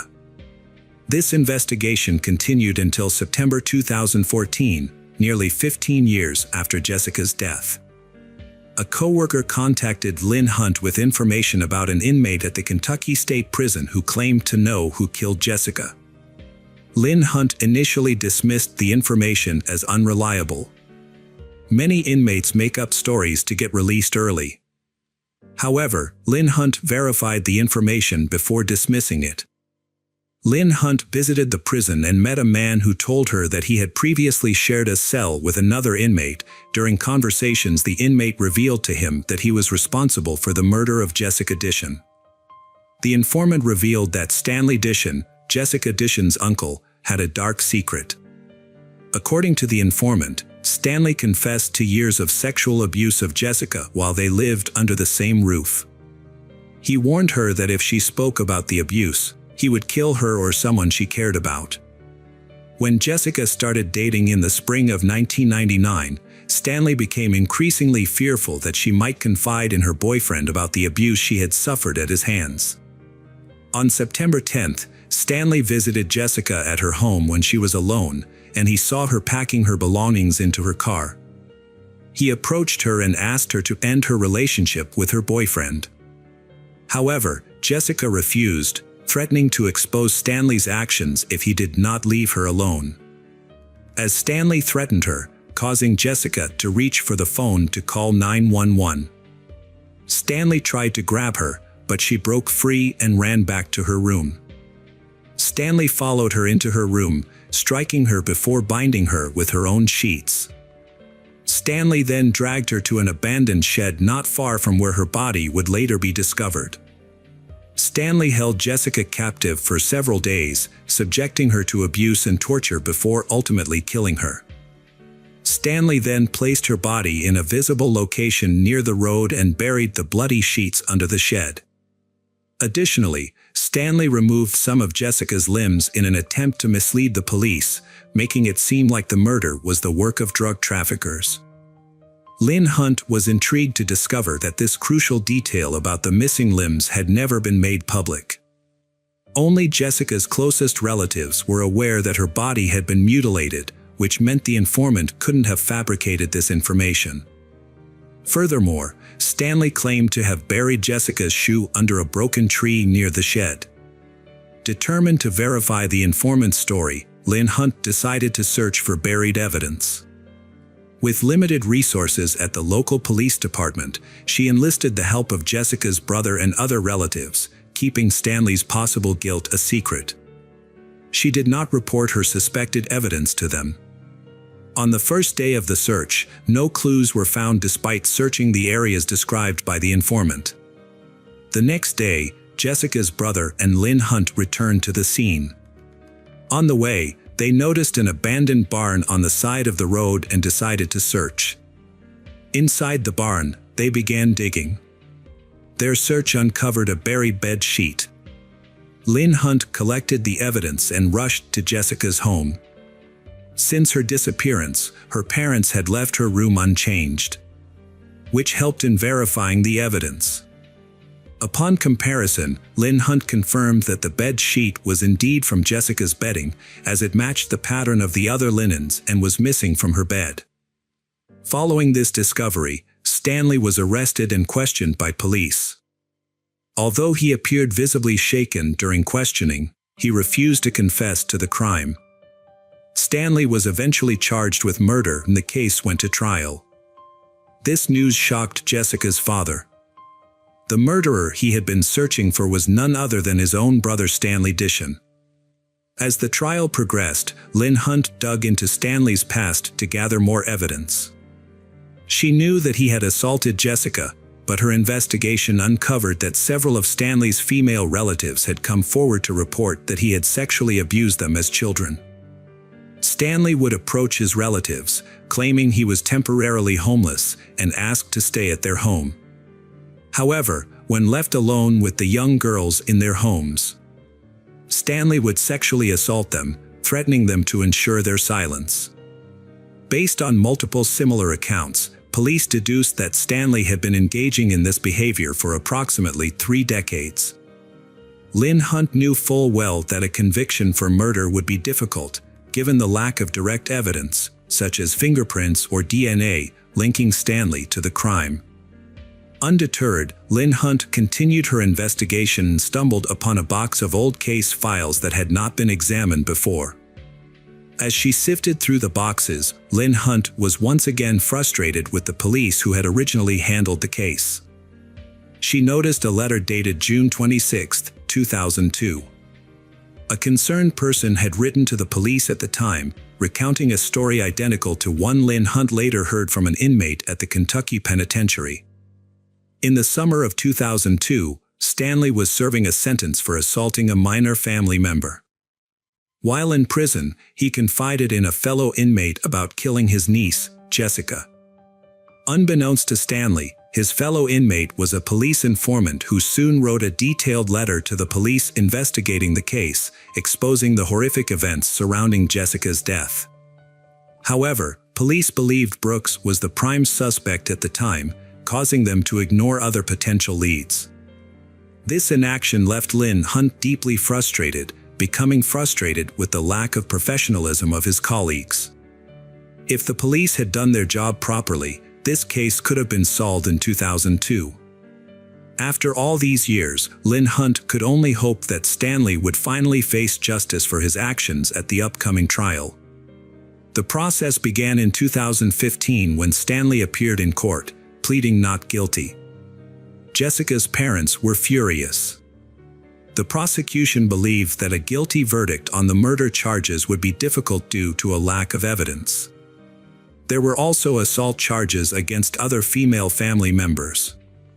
The prosecution would need these family members to testify in court, sharing explicit details about Stanley's actions against them. Given these challenges, the prosecution decided to offer Stanley a plea deal. In exchange for dropping the death penalty, Stanley would have to plead guilty to both the assaults on his relatives and Jessica's murder. Ultimately, Stanley accepted the deal and pleaded guilty. Jessica's parents, who wanted the truth, were unhappy with this arrangement, but Stanley remained silent in accordance with the terms of the plea deal. Stanley was sentenced to 20 years in prison with the possibility of parole after 15 years. Since he was 56 years old at the time of his conviction, he could be released at age 71. Welcome back, detectives. Let's dive into another horrible case, the case of Rowan Ford. Rowan Ford was born on April 11, 1998, in San Diego, California. Her parents divorced when she was young, and her mother, Colleen, moved with her to a small town called Stella in Missouri. Later, her mom met a man named David, and they got married. Colleen had several children from a previous marriage, and soon after their wedding, she and David had a daughter together. Altogether, Rowan had 2 sisters and 2 brothers, and they shared a very close bond. She spent a lot of time outdoors, riding her bike around town, enjoying swimming, and indulging in her passion for drawing. She also liked going to Sunday school at the local church, where she always volunteered to help other kids who had some issues with their tasks. In November 2007, when Rowan was 9 years old, she was in the 4th grade at the local elementary school. Her mom worked the night shift at a store, while her stepdad spent most of the day on the farm, which made Rowan often fend for herself, making her very independent. On November 2nd, she stayed home alone as usual. Her mom went to work, and her stepdad hadn't returned from the farm yet. The next morning, around 9 a.m., Colleen came home from her night shift and checked Rowan's room, but her daughter wasn't there. She asked her husband where her daughter was, and he said she had asked him if she could have a sleepover at a friend's house, and he had let her go. He didn't even ask the friend's name because their town was very small, and he wasn't worried about anything happening to her. But Colleen started to worry and decided to check with all of Rowan's friends. Since there were only a few streets in their town, it didn't take long, but none of them had seen her, and she hadn't stayed over at any of their houses, which made her mother even more concerned. Colleen searched the whole town but couldn't find her daughter. She went back home and told her husband that Rowan was nowhere to be found. She asked him to call the police and report her missing, but he reassured her that everything was fine and that she would come home soon. After waiting for several more hours with no sign of Rowan, Colleen took matters into her own hands and dialed 911 herself. The local sheriff immediately organized a search operation. He went to their house to speak with David, and as he was the last person to see Rowan before she disappeared, David said that on that evening, while he was working on the farm with his colleague Christopher, their mutual friend Nathan came by. They all decided to go to David's place to have some drinks and play pool. They stopped by the store, bought some alcohol, and went to David's house, where they spent several hours. Later in the night, Christopher asked Nathan to drive him home to the neighboring town, where his trailer was. They persuaded David to join them to continue the fun.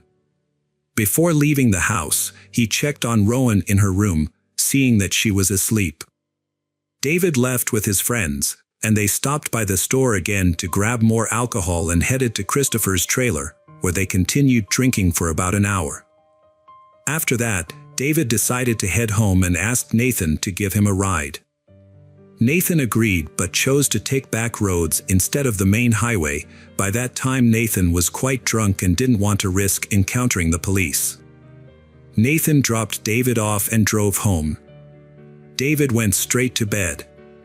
Soon after, he was awakened by Rowan, who asked if she could sleep over at a friend's house. Without much thought, he agreed and fell back asleep. Police approached this story with some skepticism. What puzzled them most was the fact that a 9-year-old girl decided to go to her friend's house in the middle of the night, and her stepfather let her go without even asking which friend she was talking about. The sheriff considered that David might be hiding something or directly involved in Rowan's disappearance, but he had no evidence to support this theory. Police searched the town and its surroundings until late at night.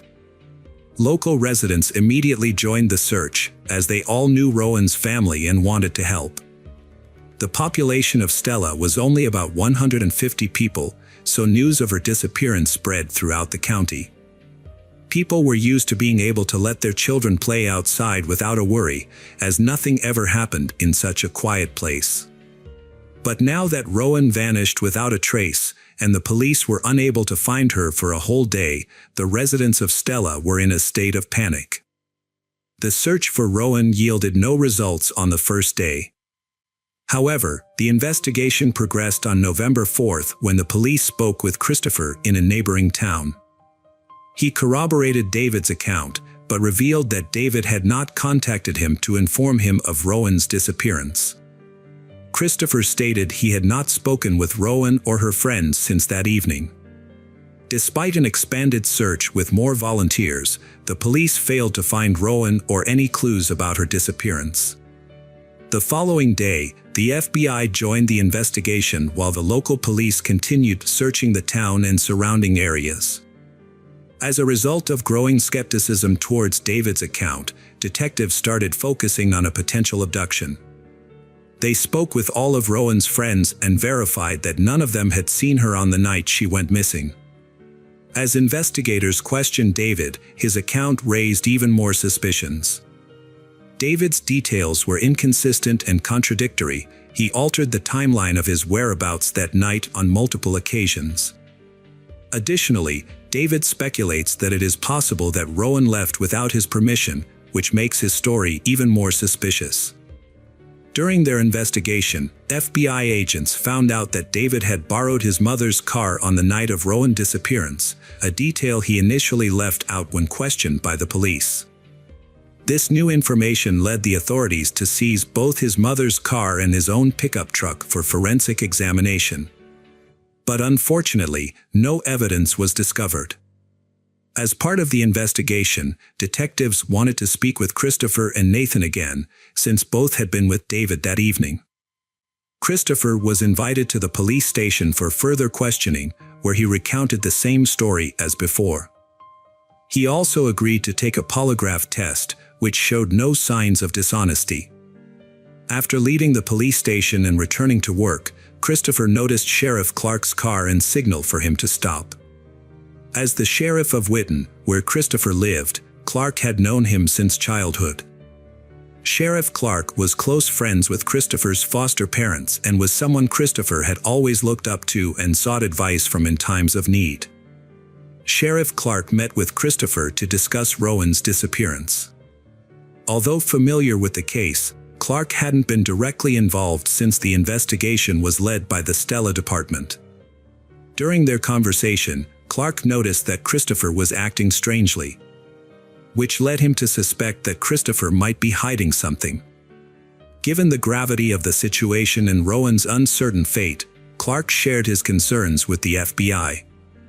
His call prompted investigators to consider the possibility that Christopher might be withholding crucial information that could link Rowan's stepfather to her disappearance. They wondered if Christopher's actions were directed by Rowan's stepfather to lie, and whether Christopher feared being seen as an accomplice if he told the truth.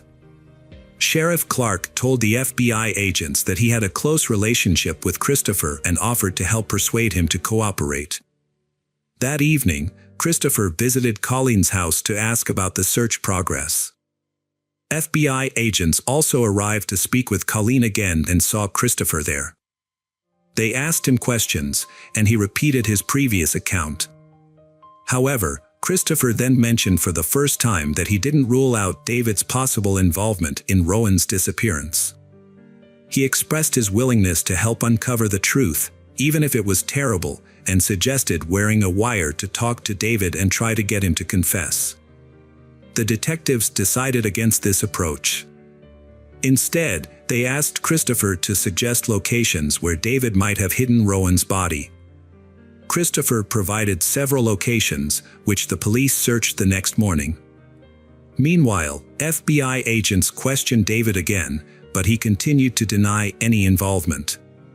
Detectives searched Christopher's home for leads, but the search yielded no results. Meanwhile, Christopher visited the sheriff's office to discuss his encounter with the FBI with Clark. During their conversation, the sheriff sensed that Christopher was holding back information. After their meeting, Clark reached out to the detectives again, suggesting that Christopher might be withholding crucial information that helped prove David's involvement in the case. The FBI agents asked the sheriff to persuade Christopher to open up, as he had been in regular contact with Clark to discuss the case.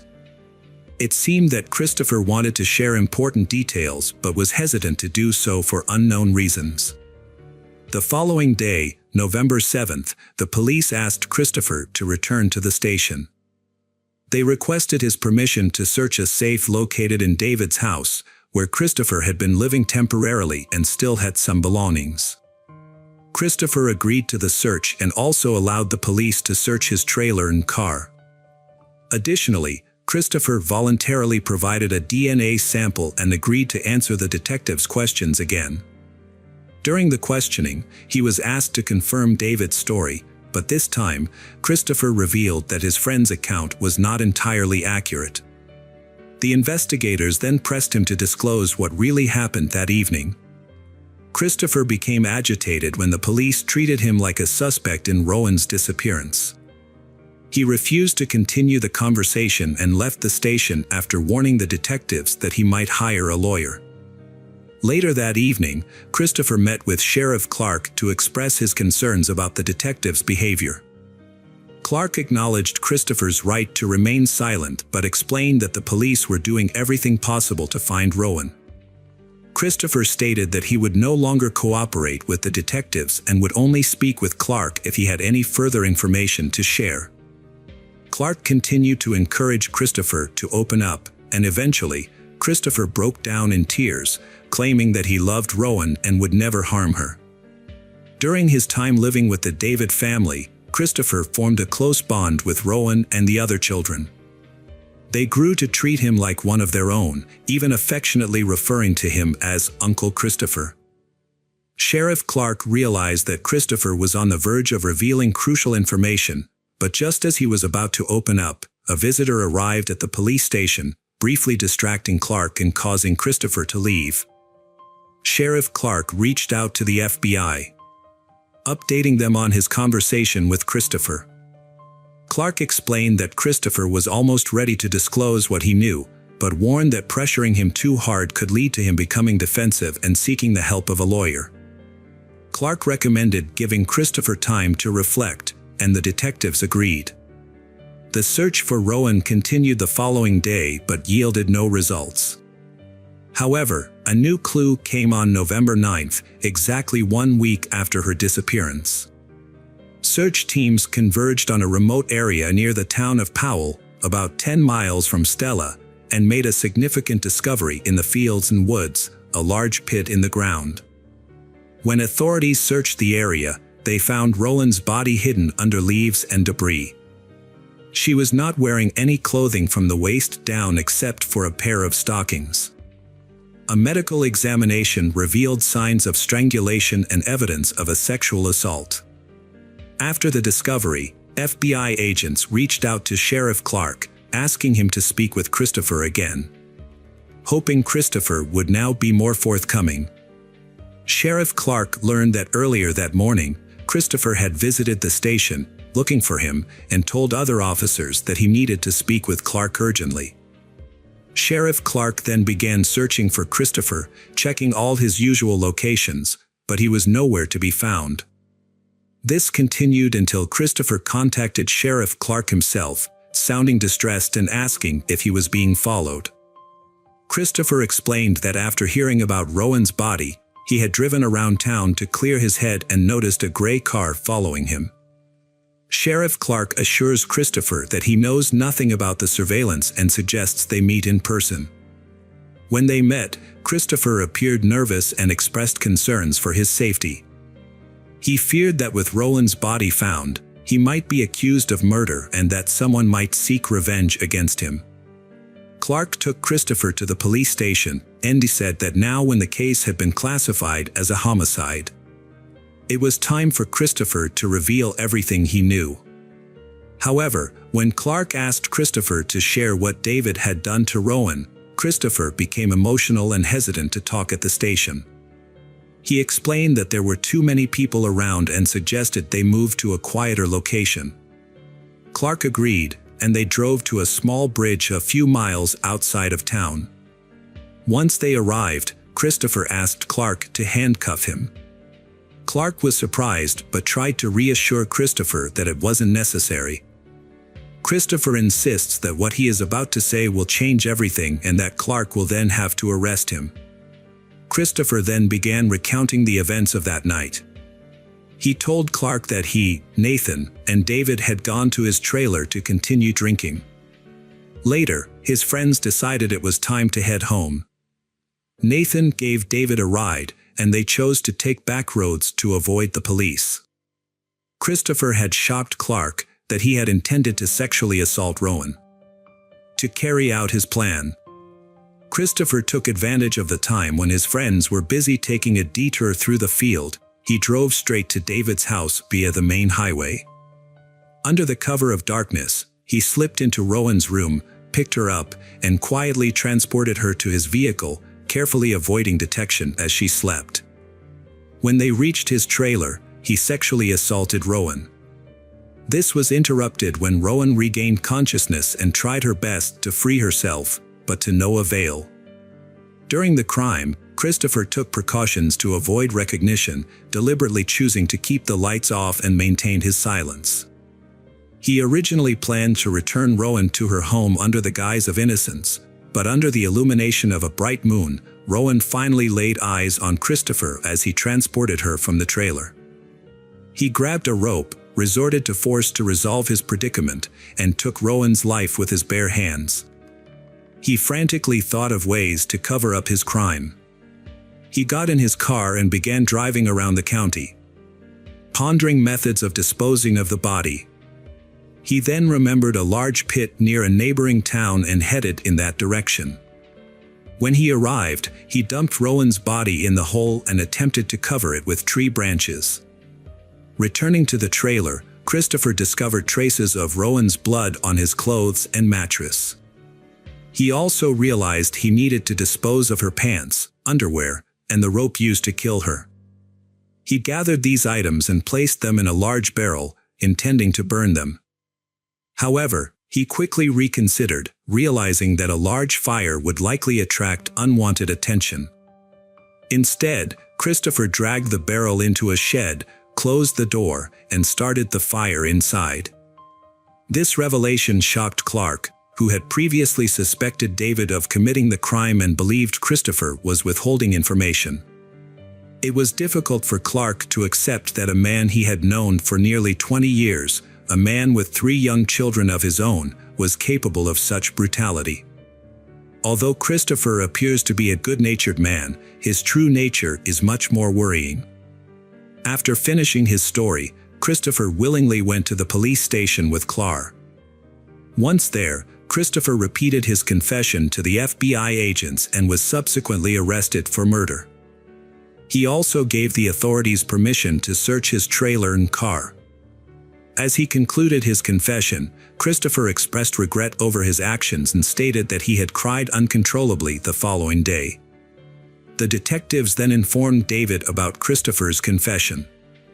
Given David's suspicious behavior and inconsistent statements, they suspected he might be covering for his friend. However, during interrogation, David revealed a shocking new testimony.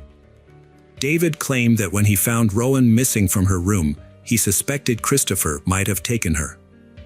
He took his mother's car and drove to Christopher's trailer. He found Rowan lying on the bed. Christopher leaned towards her. Instead of rescuing Rowan, David joined in and also sexually assaulted her. He then helped Christopher kill her and dispose of her body. David reported that during that traumatic incident, his brain went into shock, and he had no memory of the night for several days. The detectives, surprised by this new information, re-questioned Christopher to verify David's claim. However, Christopher maintained that David was not involved and that incident unfolded as he had initially described. The inconsistencies puzzled the detectives, but Christopher's account still matched incident that had occurred. Medical examination revealed that the victim was strangled with a thin rope, a detail that only the killer would be aware of. A search of the trailer led to the discovery of a barrel containing ashes, and hair similar to Rowan's was found in Christopher's car. Although investigators were still uncertain about the truthfulness of each man's account, both David and Christopher made incriminating statements. As a result, David was also arrested, and the case were sent to court for further proceedings. During the trial, Christopher requested that his statements be excluded from the case, arguing that he was not aware they could be used against him and that the police had violated his rights. However, the judge rejected this request, as all of Christopher's conversations with investigators were voluntary. Christopher also attempted to present mitigating circumstances, citing his difficult childhood as a factor. He had been shuffled between biological and foster parents from a young age, which had a significant impact on him. Despite these efforts, Christopher was unable to avoid punishment. In 2012, 5 years after the murder, Christopher was sentenced to death. He appealed the sentence, but was unsuccessful. In contrast, David's situation was more complex. Although he admitted to assaulting and killing Rowan, his account conflicted with Christopher's statements, creating a significant problem. If the prosecution had charged David with murder, it could have potentially led to Christopher's conviction being overturned, allowing David to avoid accountability as well. However, due to the lack of concrete evidence, such as DNA, in fact, they were still uncertain about David's involvement. Although it was possible that David might have collaborated with Christopher in committing the crime, there was no supporting evidence for this theory. To minimize the risk of overturning Christopher's sentence, the prosecution made the difficult decision to reduce David's charges. As a result, David pleaded guilty to 2 lesser charges: child endangerment and obstruction of justice. David received an 11 years prison sentence, with a minimum of 5 years to be served. This outcome sparked widespread outrage, as many felt that if David was indeed involved in the murder, his punishment was disproportionately lenient. Unfortunately, this sentence is now final, and it is unlikely that David will face retrial for this case. Christopher remains in prison awaiting execution, but it's uncertain whether the death penalty will be carried out due to the often lengthy time between sentencing and execution, which can span decades, meaning he might spend the rest of his life in prison instead. Again, true crime fans, we've got another mysterious case to explore: the case of Lisa Holm. Lisa Holm was born on February 7, 1998, in the small Swedish town of Hu, where she grew up in a peaceful environment with her parents and older sister. Lisa was a kind, positive, and determined individual with a strong personality. She had already made up her mind to study architecture in Australia before completing her education. Lisa's love for travel was sparked by numerous trips with her parents to various countries, which also instilled in her a sense of independence from her teenage years. To earn her own money, she took on part-time jobs. In the summer of 2015, at the age of 17, Lisa landed her first job at a cafe located about 40 minutes from her home. Initially, her parents drove her to work, but soon her father gifted her a scooter. The scooter was a welcome gift, allowing her to commute to work independently. However, for the first few weeks, her father accompanied to ensure her safety, as she had limited experience driving on the roads. Lisa only works on weekends and her father always takes her to and from the cafe home. However, on June 7th, her father decided to let her drive herself. On that particular day, her parents visited her at work during lunch, when the cafe was very busy. They had a quick snack together before returning home. Later that day, at 6:23, Lisa sent her father a text saying she was leaving work. 3 minutes later, he received a call from her, but there was no answer when he picked up. He heard a soft voice over the phone, and the sound of a car door closing, leading him to believe that Lisa had accidentally dialed his number while talking to a coworker. Despite calling out her name several times, he got no response and eventually ended the call, expecting her to arrive home soon. However, as the minutes ticked by, Lisa failed to show up, causing her parents to grow increasingly worried.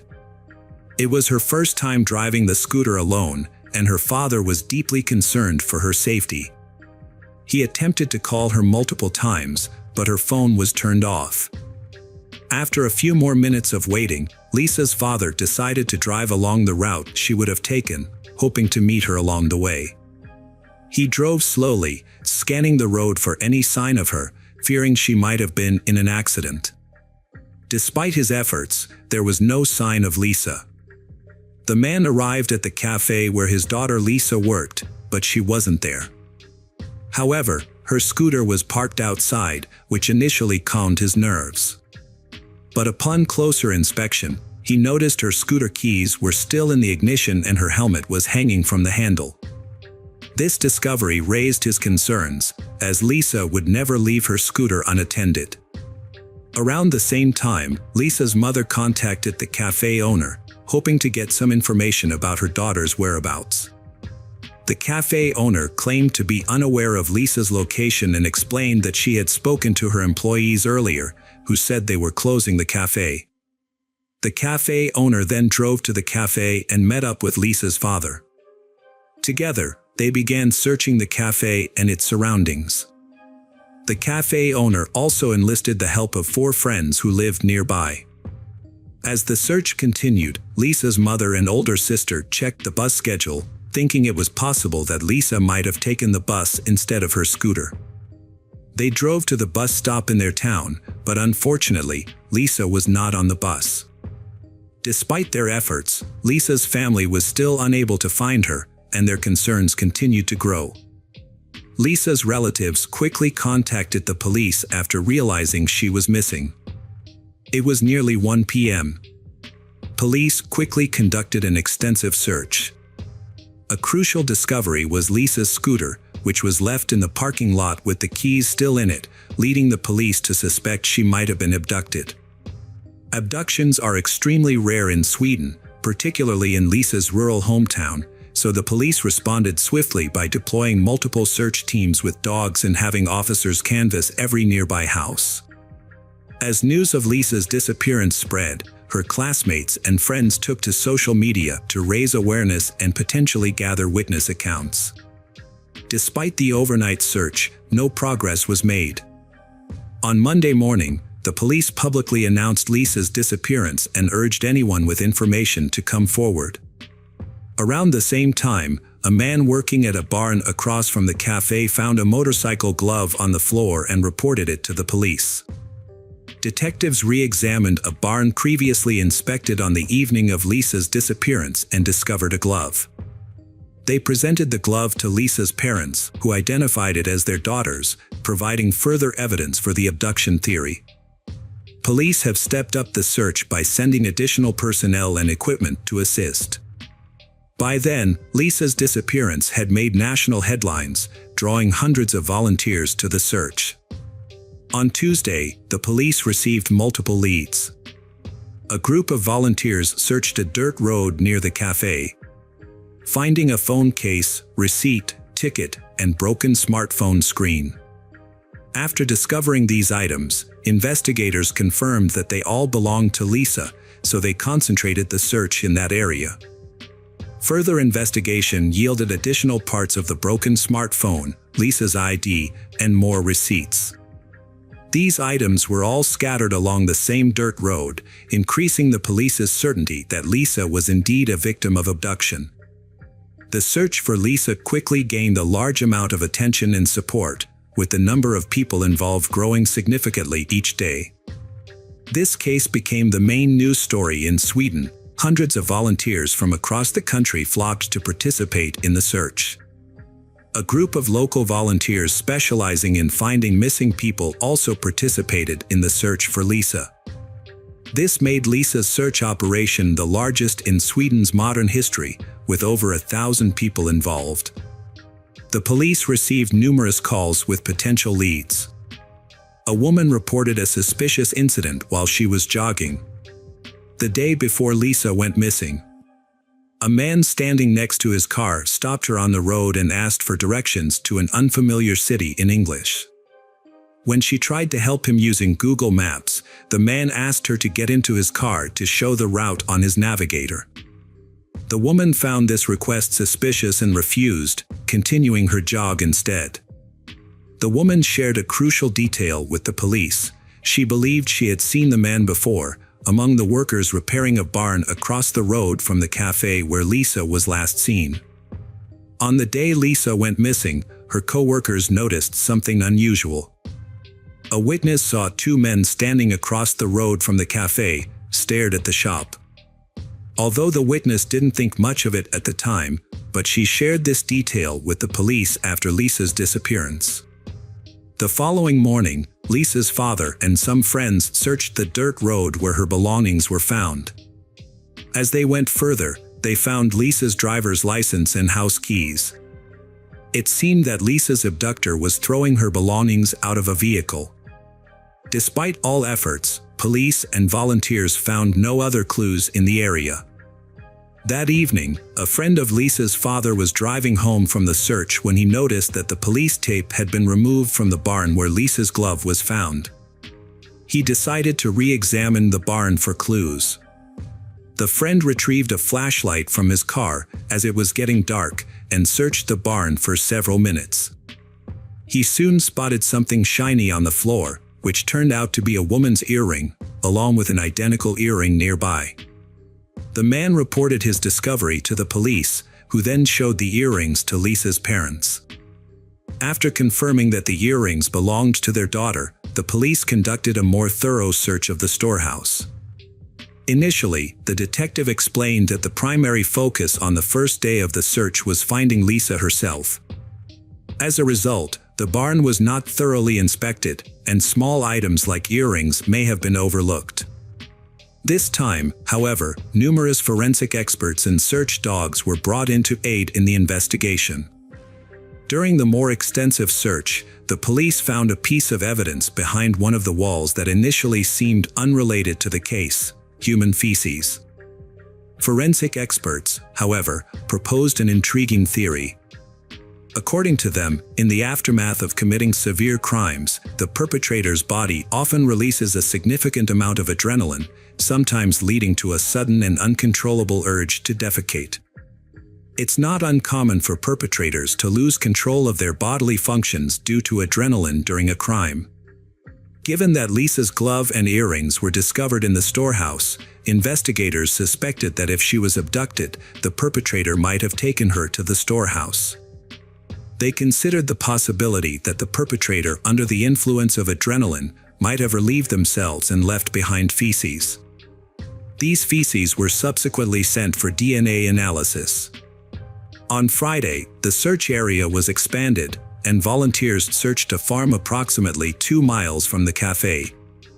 The farm consisted of several large buildings with many employees, and the search team decided to inspect each one. Shortly after their arrival, 2 men appeared, communicating only in English as they didn't speak Swedish. One of them claimed that the police had already searched the farm, but the search team leader was skeptical. He believed he would have been informed if the police had indeed visited the farm, so he decided to proceed with the search. The 2 men observed the volunteers for a while before leaving. About an hour later, the search team discovered a pile of branches behind the cowshed. Upon closer inspection, they found a motorcycle helmet, jacket, and headphones hidden underneath. The police swiftly arrived at the scene and confirmed that the items found were indeed Lisa's. To gather more evidence, forensic experts were dispatched to the farm for a thorough investigation. Detectives also investigated the story about two suspicious men who attempted to deter volunteers from searching the farm. During their inquiry, the police revisited a report from a woman who encountered an English-speaking man while jogging. The police had a potential suspect in mind. In the early stages of the search, they had visited nearby houses, includes a house where two Lithuanian brothers live with their wives. What caught the police's attention was that these three individuals did not speak Swedish and communicated in English, making them the only people in the area who did not speak the local language. Additionally, the police had other indirect reasons to suspect them. The brothers worked at a barn near the cafe and the farm where Lisa's helmet was found, indicating they were familiar with these locations. Furthermore, the dirt road where Lisa's belongings were discovered led directly to their house. The police decided to question the three individuals since they were the prime suspects. Meanwhile, forensic experts and volunteers arrived at the farm to continue their inspection. Their attention was drawn to an old, neglected trailer surrounded by tall grass, which seemed abandoned for years. However, the flattened grass near the door suggested recent activity. Trapped grass under the door also indicated it had been opened recently. Upon opening the door, the forensic experts were met with a strong smell of decay.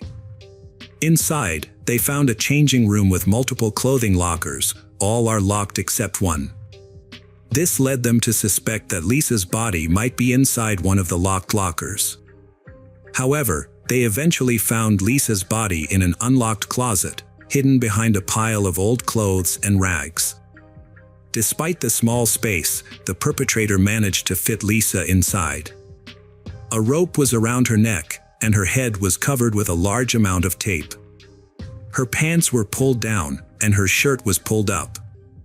Medical experts concluded that Lisa's cause of death was strangulation, with no evidence of sexual assault. Her clothing was sent to the lab for further examination. As news of her body's discovery spread rapidly across the country, the case had already been making headlines in Sweden. The brutality of Lisa's murder shocked the entire nation, as such crimes were extremely rare in Sweden. A strange and disturbing discovery was made on YouTube the same day her body was discovered. A video titled 13, featuring a countdown timer, had been posted 13 days before the murder. What makes this video scarier is that it was uploaded to a channel called Lisa Home. News of the video spread quickly through the media, leaving many people stunned by the series of coincidences. Some speculated that the murder had been predicted, but it was later revealed that the channel name and video title had been changed after Lisa's body was discovered, explaining the eerie coincidence. This has raised concerns that this could be a joke or an attempt to create another conspiracy theory. Meanwhile, the police worked day and night tirelessly to catch Lisa's murderer and solve the case as quickly as possible. At the time of the discovery, investigators had already questioned two brothers and a woman, all of whom denied any involvement in the murder. The three individuals claimed to have been at home at the time of the abduction, providing alibis for one another. According to their accounts, the older brother, Newlywed, was asleep in his room while his wife was preparing dinner, and the younger brother was using the computer. Newlywed also stated that around 8 p.m., he woke up and went to a gas station to buy pizza and cigarettes. The police were skeptical of their alibis, as it was possible that the three were covering for each other. DNA samples were collected, but initially, no evidence directly linked any of them to the murder. However, this was short-lived. Forensic experts were working diligently in the storehouse and on the farm, utilizing all available resources, and soon their efforts paid off. In the storehouse, a small office-like room was discovered with a large window overlooking the cafe. Upon investigation, experts found 15 semen stains on the walls and floor near the window, suggesting someone had been standing there, watching the cafe employees, including Lisa, and engaging in self-gratification. The semen samples were sent to the lab for analysis, and DNA profiles were quickly extracted. All 15 samples matched the DNA of 35-year-old Narigis. Additionally, the feces found in the storehouse also belonged to him. In the adjacent room, previously used for storing cow's milk, forensic experts noticed a pipe about 2 feet above the floor with a thick layer of dust, except for a small strip. The size of this strip matched the rope used to strangle Lisa. Blood was also found on the pipe, and DNA analysis confirmed it belonged to Narigis. On the floor beneath the pipe, a piece of the same rope was discovered. Experts analyzed it and found 2 DNA profiles, Lisa's and Narigis's. This discovery was an important clue for the police. This indicates that the rope used to kill Lisa was related to Narigis. A crucial piece of evidence was discovered in the room where Lisa's body was found, a hair belonging to her. Further investigation revealed DNA traces from Narigis on Lisa's jacket, leading the police to believe she was killed in that location. Police have been studying the evidence and using it to piece together what might have happened. Narigis had been watching the cafe for some time and waited for an opportunity to strike. When Lisa was alone in the parking lot, he approached her, possibly asking for directions or using another tactic to gain her trust. He may have then asked her to get into his car to enter the route into the GPS system.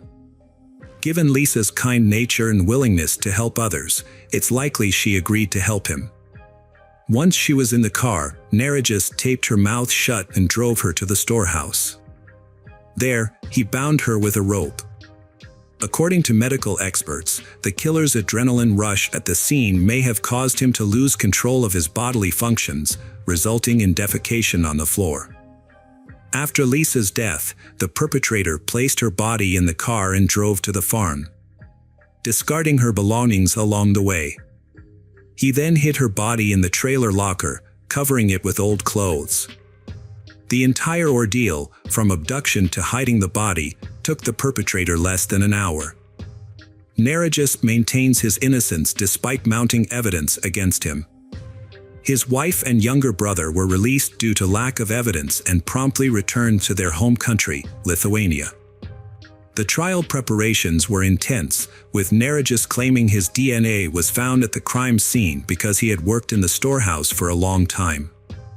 He also provided an alibi, which was corroborated by his wife and brother, although their credibility was questionable.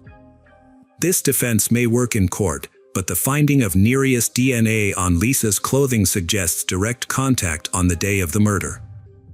Furthermore, a witness reported seeing Narigis' car near the cafe around the time of Lisa's abduction, contradicting his alibi.